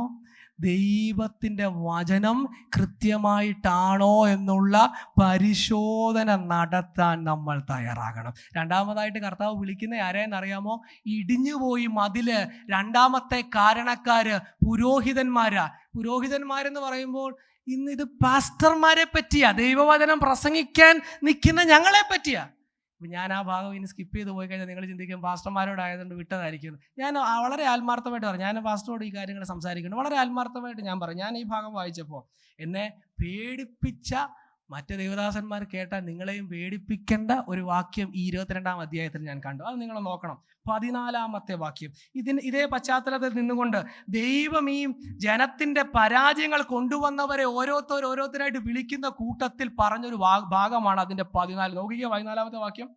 ഞാൻ നിന്നോട് കാര്യം തീർക്കുന്ന നാളിൽ നീ ധൈര്യത്തോടെ നിൽക്കുമോ? നിന്റെ കൈകൾ ബലപ്പെട്ടിരിക്കുമോ? കേട്ടോ, ഞാൻ നിന്നോട് എന്തോ ചെയ്യും? കാര്യം തീർക്കുന്ന ഒരു നാളുണ്ട്. ഇപ്പൊ ചിന്തിച്ചതിന്റെ വെളിച്ചത്തിൽ പറഞ്ഞ പ്രവാചക, ശ്രേഷ്ഠ പ്രവാചകൻ, വിലയേറിയ പ്രവാചകൻ, ശ്രേഷ്ഠ കർത്താവിന്റെ ദാസന്മാർ എല്ലാവരും മനസ്സിലാക്കേണ്ടത് ഒരു നാളിൽ എന്തോ ചെയ്യും? അക്കൗണ്ട് പിടിക്കും. ആര്? ദൈവം കണക്ക് ചോദിക്കുന്ന ഒരു നാളുണ്ട്. ഇന്നിപ്പം പണത്തിന് വേണ്ടിയോ പദവിക്ക് വേണ്ടിയോ വേദിക്ക് വേണ്ടിയോ ദൈവവചനത്തെ വളച്ചൊടിച്ചാൽ one day I'll stand accountable to God. ദൈവസന്നിധിയിൽ നിൽക്കേണ്ടി വരുമ്പോൾ കൈകൾ വിറയ്ക്കും, കാലുകൾ വിറയ്ക്കും, ദൈവസന്നിധിയിൽ നിൽക്കാൻ പറ്റത്തില്ല. ഈ വർഷത്തിൻ്റെ ആരംഭ ദിവസങ്ങളിൽ തന്നെ കർത്താവിൻ്റെ ദാസന്മാർക്കൊക്കെ ചെയ്യാൻ പറ്റുന്ന ഏറ്റവും വലിയ സമർപ്പണം, പുതിയ സമർപ്പണം ഉണ്ടാണ്. എന്തുവാ? ഈ വർഷത്തിൽ അവസരങ്ങൾ കിട്ടിയാലും ഇല്ലെങ്കിലും എന്തേ പറയത്തുള്ളൂ? ദൈവവചനത്തിനോട് യോഗ്യമല്ലാത്ത ജനത്തെ ഇഷ്ടപ്പെടുത്തുന്നതല്ല. ഈ ഇടിവിന് പരിഹാരം ഉണ്ടാകണമെങ്കിൽ ദൈവവചനത്തോട് മായം ചേർക്കാത്ത അനേക ശുശ്രൂഷകന്മാർ എഴുന്നേൽക്കാൻ വേണ്ടി നമ്മൾ പ്രാർത്ഥിക്കണം. ഞാനൊരു കാര്യം കൂടെ പറയട്ടെ, നിങ്ങൾ വണങ്ങത്തില്ലെങ്കിൽ ഞാനൊരു കാര്യം കൂടെ പറയാം. അതും ഇപ്പോഴത്തെ ഈ നടക്കുന്ന ട്രെൻഡിനോടുള്ള ബന്ധത്തിൽ ഇപ്പം നമ്മുടെ ഇടയിൽ fasting prayer, youth camp, convention, നമ്മുടെ ഇൻഹൗസ് ചർച്ചിൻ്റെ പല മീറ്റിങ്സ് നടക്കും. നമ്മുടെ പൊതുവേ ഒരു രീതി, നമ്മൾ പുറത്തുനിന്ന് വേറെ ശുശ്രൂഷകന്മാരെ ആരും അപ്പം പലർക്കും സംശയമുണ്ട്, പുറത്തുനിന്ന് വിളിച്ചാൽ നല്ലതായിരുന്നു, ഒരാളൂടെ ഉണ്ടായിരുന്നെങ്കിൽ, അല്ലെ ഒരാളെ കൂടെ വിളിച്ചാൽ, അങ്ങനെ പല പല ആശയങ്ങൾ കാണാം. ഇപ്പോഴത്തെ ട്രെൻഡ് എന്ന് പറഞ്ഞാൽ ഒരു യോഗം നടത്തുമ്പോൾ അതിന് പബ്ലിസിറ്റി കൊടുത്ത് പ്രഗത്ഭന്മാരായ പ്രസിദ്ധരായവരെ കൊണ്ടുവന്നാൽ എന്തോ സംഭവിക്കുന്ന ആള് കൂടും. പ്രൊഫറ്റ് സോ ആൻഡ് സോ ആണ് ഇന്ന് പ്രസംഗിക്കുന്നതെന്ന് പറഞ്ഞാൽ എന്തോ കൂടും? ഇരട്ടി ആള് വരും. അപ്പോസ്റ്റൽ സോ ആൻഡ് സോ എന്ന് പറഞ്ഞാൽ ഇരട്ടി ആള് വരും. പക്ഷെ ഇപ്പൊ നമ്മൾ ചിന്തിച്ചതിന്റെ വെളിച്ചത്തിൽ ഒന്ന് ഓർത്തേ, ഒരു ദിവസം എന്തോ ചെയ്യേണ്ടി വരും? എന്നെ ഇത് കേൾക്കുന്ന ആരെങ്കിലുമൊക്കെ ഇത് മനസ്സിലാക്കിയിരുന്നെങ്കിൽ, നമ്മുടെ സഭയിൽ അത് ഒരിക്കലും സംഭവിക്കത്തില്ല, പക്ഷെ വർഷങ്ങൾ മുന്നോട്ടൊക്കെ ചെല്ലുമ്പോൾ ഒരാളെ പ്രസംഗിക്കാൻ വിളിക്കുന്നതിന് മുന്നേ ഏത് സഭയിലാ കൂടുന്നതെന്നൊന്ന് നോക്ക്. പുള്ളി വിശ്വസിക്കുന്ന ദൈവശാസ്ത്രം എന്താണെന്നൊന്ന് ചിന്തിക്ക്. നമ്മുടെയൊക്കെ പല ക്യാമ്പിലും, നമ്മുടെയെന്ന് പറഞ്ഞാൽ പൊതുവിലെ, ഇപ്പം നമ്മൾ പൊതുവിലേക്ക് മാറി, പൊതുവിൽ നടക്കുന്ന പലയിടത്തും ഇവിടുത്തെ 1-ാം ക്ലാസ് ദുരുപദേശ സംഘത്തിൽ തീയിറക്കുന്ന ആള് തന്നെയാണ് നമ്മുടെ ഇവിടുത്തെ ഇൻഡാരി മീറ്റിങ്ങിന്റെ ആള്. What A story. ഞാൻ എന്തോ പറഞ്ഞു വരുന്ന അറിയോ? ഈ സമൂഹത്തിന്റെ മതില് ഇടിച്ച് കളയാൻ ഇതിന്റെ നേതാക്കന്മാർ വേദി കെട്ടി കള്ളന്മാരെ വിളിച്ച് പ്രസംഗിപ്പിച്ച് മതില് തകർത്ത് കളയുന്നത് ഈ കൂട്ടത്തിലിരിക്കുന്ന നിങ്ങളെങ്കിലും ഒന്ന് കണ്ടിരുന്നെങ്കിൽ. നമുക്ക് തന്നെ അറിയാം അത് കള്ളത്തരമാണ്. ആർക്കറിയാതെ? ഞാൻ ആരുടെയും പേരെടുക്കുന്നില്ല, പക്ഷെ നിങ്ങളുടെയൊക്കെ മനസ്സിൽ പലരുടെയും പേര് വന്ന് കാണുമല്ലോ. നമ്മൾ തന്നെ നമ്മുടെ ഇടയിൽ തന്നെ ഇവര് ഫോൾസ് ആണ്, ഇത് പ്രോസ്പെരിറ്റി ആണ്, അത് മറ്റേതാണെന്നെല്ലാം പറഞ്ഞ് കണ്ടം ചെയ്തിട്ടും അവരെ തന്നെ വിളിച്ച് പ്രസംഗിപ്പിക്കുമ്പോൾ വാട്ട് ഈസ് ദ സ്റ്റോറി? എന്തുവാ നൽകുന്ന സന്ദേശം? ഈ മതില് പണിയെ അല്ല, ഈ മതിൽ ഇടിച്ചു കളയ, ഈ സമൂഹത്തിന്റെ മതില് വചന വിരുദ്ധമായ പഠിപ്പിക്കലാൽ അടിച്ച് തകർത്ത് കളയുന്ന ഒരു നശിച്ച കാലഘട്ടത്തിലാണ് നമ്മൾ പാർക്കുന്നതെന്ന് കാണുക. ഞാൻ എൻ്റെ സന്ദേശത്തെ അവസാനിപ്പിക്കാം. അതിന് 29-ാമത്തെ വാക്യം ഒന്ന് നോക്കിക്കേ. 27-ാമത്തെ വാക്യത്തിൽ പ്രഭുക്കന്മാരെ പറ്റി പറയുന്നുണ്ട്. അത് വിട്ടിട്ട് 29-ാമത്തെ വാക്യം. ദേശത്തിലെ ജനം ഞെരുക്കം ചെയ്യുകയും പിടിച്ചു പറിക്കുകയും എളിയവനെയും ദരിദ്രനെയും ഉപദ്രവിക്കുകയും പരദേശിയെ അന്യായമായി പീഡിപ്പിക്കുകയും ചെയ്യുന്നു. 29-ാം വാക്യത്തിൽ പറയുന്നത് ദേശത്തിലെ ജനത്തെ പറ്റിയാ പറഞ്ഞു വരുന്നത്. പ്രവാചകനിൽ തുടങ്ങി. പ്രവാചകന്മാരിൽ പ്രതീക്ഷയുണ്ടോ? No one. പുരോഹിതന്മാരോ? ഇല്ലില്ല, അവരും കോൺട്രിബ്യൂട്ട് ചെയ്യുന്നില്ല. പ്രഭുക്കന്മാര്? No way. അവസാനം ജനമോ? അവരില്ല. ടോട്ടലി കറപ്റ്റായി പോയി, മൊത്തത്തിൽ നശിച്ചുപോയ ഒരു കാലഘട്ടം. അതുകൊണ്ടാണ് 30-ാം വാക്യത്തിൽ പറഞ്ഞത്, ഞാൻ ഒരാളെ നോക്കി. എവിടെ നോക്കി? പുരോഹിതന്മാരുടെ കൂട്ടത്തിലുണ്ടോ? പ്രവാചകന്മാരുടെ കൂട്ടത്തിലുണ്ടോ? ജനത്തിന്റെ ഇടയിലുണ്ടോ? ആരില്ല.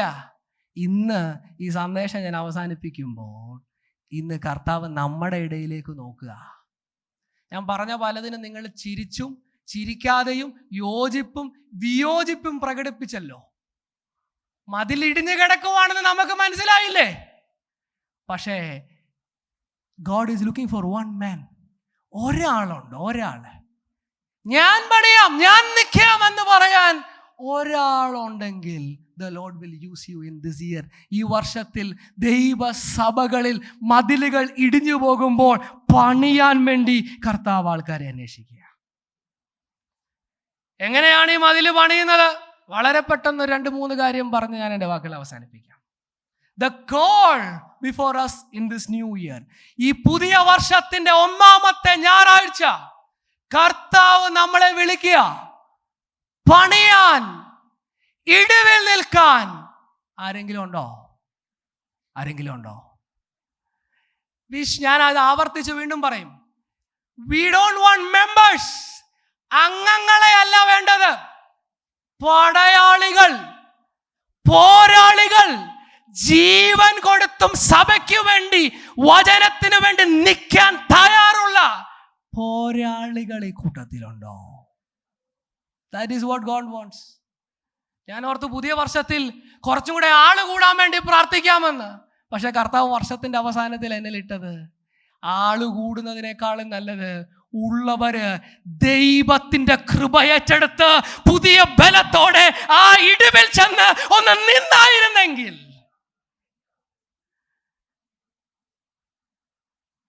ഒന്ന്, ഇടിവിൽ എങ്ങനെ നിൽക്കാം?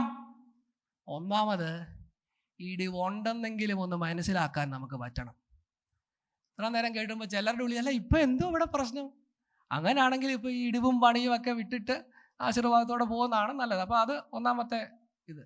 There is a problem. The problem is more than your physical problem. എൻ്റെ ശരീരത്തിന്റെ പ്രശ്നത്തെക്കാളും വലിയ പ്രശ്നം ഇവിടെ ഉണ്ട്. എൻ്റെ ജോലിയുടെ പ്രശ്നത്തെക്കാളും വലിയ പ്രശ്നം ഇവിടെ ഉണ്ട്. അത് മനസ്സിലാക്കുക, അത് മനസ്സിലാക്കുക. That is A first thing. രണ്ട്, എങ്ങനെ എനിക്ക് ഇടിവിൽ നിൽക്കാം? ഞാൻ ഈ പറഞ്ഞ കാര്യങ്ങൾ തന്നെ ഒന്ന് ക്രോഡീകരിച്ച് അവസാനിപ്പിക്കുക. ഇടിവിൽ നിൽക്കാൻ പറ്റുന്നത് ഇടിവ് കുറച്ചും കൂടെ വിശാലമാക്കിയത് വചനത്തെ വളച്ചൊടിച്ചുകൊണ്ടാണെങ്കിൽ ഇടിവിൽ നിൽക്കുന്നത് we stand in the gap by standing for the word. ഇടിവിൽ എങ്ങനെ നിൽക്കും?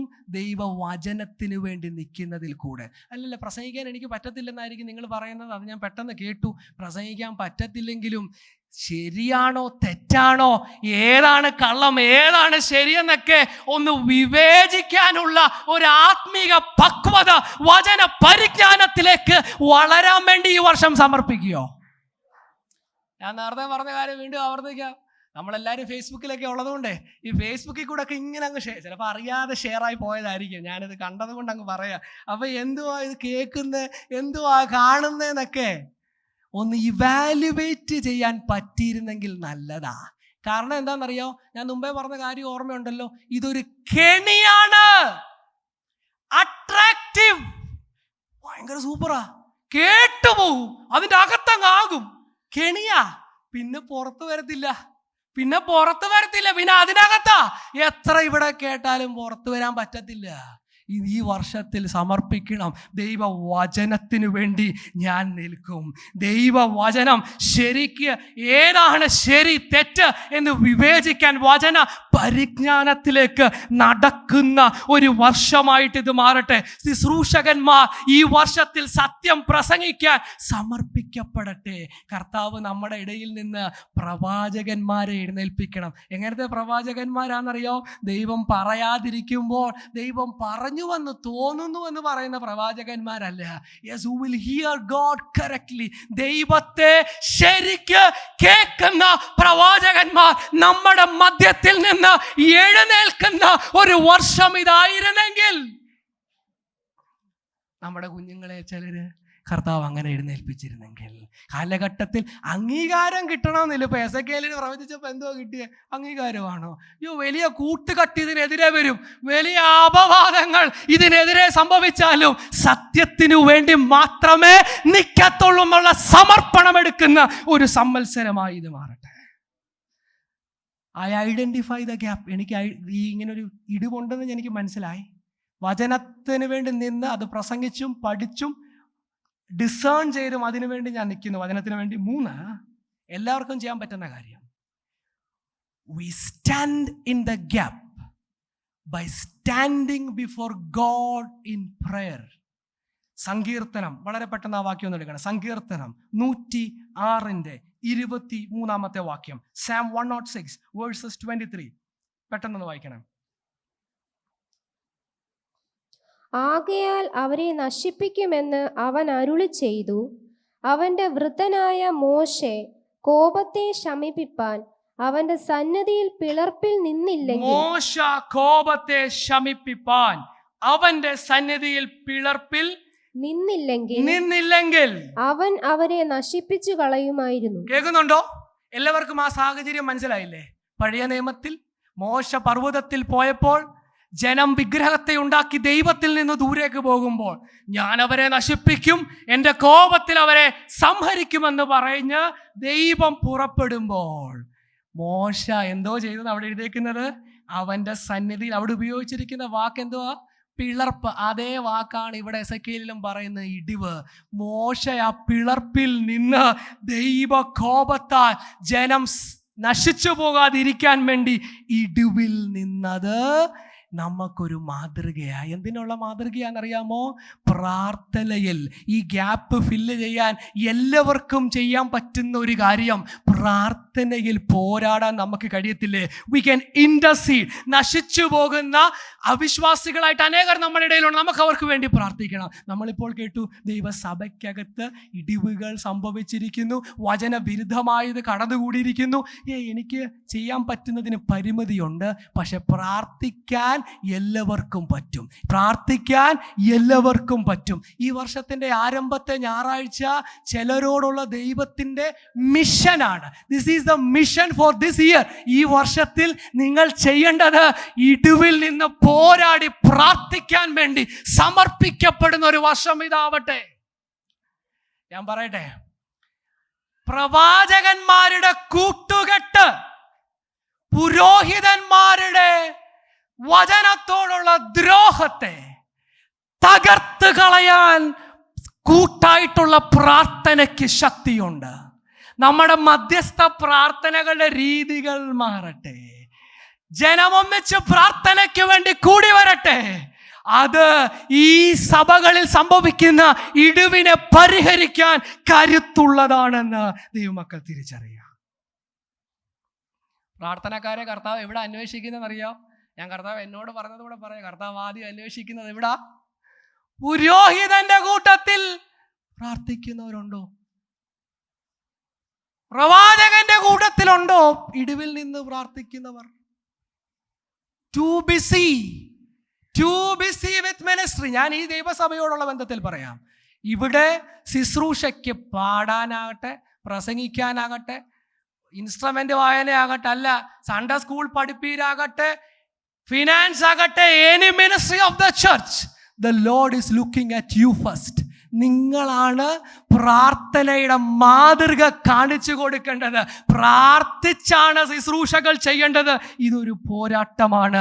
പ്രാർത്ഥനയാണ് അതിൻ്റെ ആയുധം.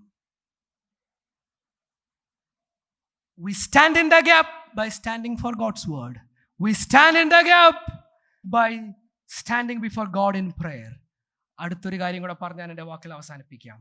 അവസാനമായിട്ട്, and the most important thing, ഇടിവ് സംഭവിച്ചത് ജനം പാപത്തിൽ ജീവിച്ചത് കൊണ്ടാണ്. അപ്പോൾ അതിന് പരിഹാരം എന്താ? ഞാൻ സമർപ്പിക്കുക ഈ പുതിയ വർഷത്തിൽ എങ്ങനെ ജീവിക്കാൻ? ദൈവവചനപ്രകാരം ജീവിക്കാൻ. I stand in the gap by standing right. പലരും വളഞ്ഞൊടിഞ്ഞ് ഇടിഞ്ഞു കിടക്കുമ്പോൾ ഞാൻ വചനമനുസരിച്ച് എൻ്റെയും എൻ്റെ കുടുംബത്തിൻ്റെയും മതില് കെട്ടി ദൈവനാമത്തിന് അപമാനം വരുന്നതൊന്നും ഈ വർഷത്തിൽ എൻ്റെയോ എൻ്റെ കുടുംബത്തിലോ ഞങ്ങളുടെ സഭയിലോ കടന്നു വരാതിരിക്കാനുള്ള ഒരു സമർപ്പണം നമുക്കുണ്ടാകട്ടെ. ഞാൻ എൻ്റെ വാക്കുകൾ ഇവിടെ അവസാനിപ്പിക്കാം. What is A message? ആ 2 വാക്യം അവസാനമായിട്ട് ഒന്നും കൂടെ വായിക്കാം. 30-31. ഞാൻ ദേശത്തെ നശിപ്പിക്കാതെ വണ്ണം അതിനു മതിൽ കെട്ടി എൻ്റെ മുമ്പാകെ ഇടിവിൽ നിൽക്കേണ്ടതിന് ഒരു പുരുഷനെ ഞാൻ അവരുടെ ഇടയിൽ അന്വേഷിച്ചു, ആരെയും കണ്ടില്ല താനും. ആകയാൽ ഞാൻ എൻ്റെ ക്രോധം അവരുടെ മേൽ പകർന്ന് എൻ്റെ കോപാഗ്നി കൊണ്ട് അവരെ മുടിച്ചു കളഞ്ഞിരിക്കുന്നു. അവരുടെ നടപ്പിന് തക്കവണ്ണം ഞാൻ അവർക്ക് പകരം കൊടുത്തിരിക്കുന്നു എന്ന് യഹോവയായ കർത്താവിൻ്റെ അരുളപ്പാട്. വലിയ ഒരു ദുരന്തം ഒഴിവാക്കാൻ വേണ്ടി ദൈവം ഒരാളെയാണ് അന്വേഷിക്കുന്നത്. ഇടിഞ്ഞു കിടക്കുന്ന തകർന്നു പോകുന്ന മതിലുകൾ കണ്ടെത്തി ആ സ്ഥലത്ത് ചെന്ന് കൈയോട് കൈ കോർത്ത് നിന്ന് പോരാടാൻ കർത്താവ് ഈ കൂട്ടത്തിൽ നിന്ന് ആൾക്കാരെ അന്വേഷിക്കുക. Can you wrestle in prayer? പ്രാർത്ഥനയിൽ പോരാടുന്ന, ദൈവവചനത്തിന് യോഗ്യമാമണ്ണം ജീവിക്കുന്ന, കർത്താവിൻ്റെ മുൻപിൽ പോരാടി പ്രാർത്ഥിക്കുന്ന, ഇടിവിൽ നിൽക്കുന്നവരെ കർത്താവ് അന്വേഷിക്കുക. ഞാൻ എൻ്റെ വാക്കുകൾ ഇവിടെ അവസാനിപ്പിക്കുക. The church needs not just members, but the need is soldiers. The church needs not just attendance, but warriors. As a soldier, I'll stand against the flow that is coming against the church. ദൈവസഭയ്ക്ക് വിരോധമായി മതിലുകളെ ഇടിച്ചു കളഞ്ഞ് സഭക്കകത്തേക്ക് കടന്നുകൂടുന്ന ലോകത്തിൻ്റെ, പാപത്തിൻ്റെ, വചനവിരുദ്ധമായ പ്രവണതകൾക്കെതിരെ നിൽക്കാൻ കർത്താവ് ഈ കൂട്ടത്തിൽ നിന്ന് ചിലരെ അന്വേഷിക്കുക. ഒരു നിമിഷം നമുക്ക് കർത്താവിൻ്റെ സന്നിധിയിൽ ഒരു സമർപ്പണത്തോടെ എഴുന്നേറ്റ് നിൽക്കാം. കർത്താവ് ഈ വർഷത്തിൽ നമ്മളെ അതിനുവേണ്ടി സജ്ജരാക്കട്ടെ. ഒരു പാട്ടിൻ്റെ വഴികൾ നമുക്ക് ചേർന്ന് പാടാം. സത്യപാത കാട്ടി തന്നിടും, നീതി മാർഗം ഓതി തന്നിടും, പാപത്തെ വെറുത്ത് തൻഹിതം ചെയ്ത് രക്ഷകന്റെ പിൻപേ പോകാം. ജീവനെ വെടിഞ്ഞ് ലോക ഇമ്പം വെറുത്ത് ക്രിസ്തുവിനായി പോർ ചെയ്തിടാം. ഇനിയും അധിക നാള് നമ്മുടെ മുമ്പിലില്ല. കാലം അതിൻ്റെ അന്ത്യത്തിലേക്ക് പോകുമ്പോൾ, സഭയ്ക്കെതിരെ ശക്തമായ വെല്ലുവിളികൾ ഉയരുമ്പോൾ നമ്മൾ എത്ര പേര് സമർപ്പിക്കും? കർത്താവെ, എന്നെ ഈ കാലഘട്ടത്തിൽ, അല്ല ഈ വർഷത്തിൽ കർത്താവിന് വേണ്ടി നിൽക്കാനുള്ള ഒരു ധൈര്യവും ഒരു ബലവും നൽകണമേ എന്നൊന്ന് പ്രാർത്ഥിക്കാം. എല്ലാ കണ്ണുകളും ഒരു നിമിഷം ദൈവസന്നിധിയിൽ അടച്ച്, എല്ലാ കണ്ണുകളും ദൈവസന്നിധിയിൽ അടച്ച് ഹല്ലേലൂയ, ഹല്ലേലൂയ. കർത്താവ് വിശേഷമായ ഒരു ദൈവകൃപ നമ്മുടെ മേൽ പകരട്ടെ. കർത്താവ് നമ്മുടെ മേൽ പ്രാർത്ഥനയ്ക്ക് വേണ്ടിയുള്ള ഒരു ആത്മഭാരം നൽകട്ടെ. പോരാടി പ്രാർത്ഥിക്കാൻ, ദൈവകൃപ ഏറ്റെടുത്ത് പ്രാർത്ഥിക്കാനുള്ള ദൈവകൃപയ്ക്ക് വേണ്ടി പ്രാർത്ഥിച്ചാട്ട് കർത്താവ് ഈ വർഷത്തിൽ കഴിഞ്ഞുപോയ വർഷങ്ങളെ പോലെയല്ല, കർത്താവ് പുതിയ ബലത്താൽ നമ്മളെ നിറയ്ക്കേണ്ടതിന് വേണ്ടി പ്രാർത്ഥിച്ചാട്ടെ. Hallelujah, hallelujah. ഇടിഞ്ഞു കിടക്കുന്ന, തകർന്നു കിടക്കുന്ന അവസ്ഥകളിൽ അതിനെ നശിപ്പിച്ചു പോകുന്ന അനേകരുടെ മധ്യത്തിൽ ദൈവസഭയായി ഈ കാലഘട്ടത്തിലെ കുത്തൊഴുക്കിനെതിരെ നിൽപ്പാൻ ഒരു ദൈവകൃപ നമ്മുടെ മേൽ കർത്താവ് പകരേണ്ടതിന് വേണ്ടി പ്രാർത്ഥിച്ച്, എല്ലാ അധരങ്ങളും തുറന്ന് പ്രാർത്ഥിച്ച് ദൈവാത്മാവിന്റെ വലിയ പകർച്ച നമ്മുടെ മേൽ കർത്താവ് പകരട്ടെ. ചിലർക്കത് പ്രാർത്ഥിപ്പാൻ മണിക്കൂറുകൾ വേറിട്ട് പ്രാർത്ഥനയിൽ പോരാടാൻ, ചിലർക്കത് ദൈവത്തിന്റെ പ്രവാചകന്മാരായി പ്രവാചികമാരായി ദൈവവചനം കേട്ട് അതേപോലെ സംസാരിക്കാനുള്ള ദൈവിക നിയോഗങ്ങൾ കർത്താവ് ചിലരുടെ മേലിടട്ടെ.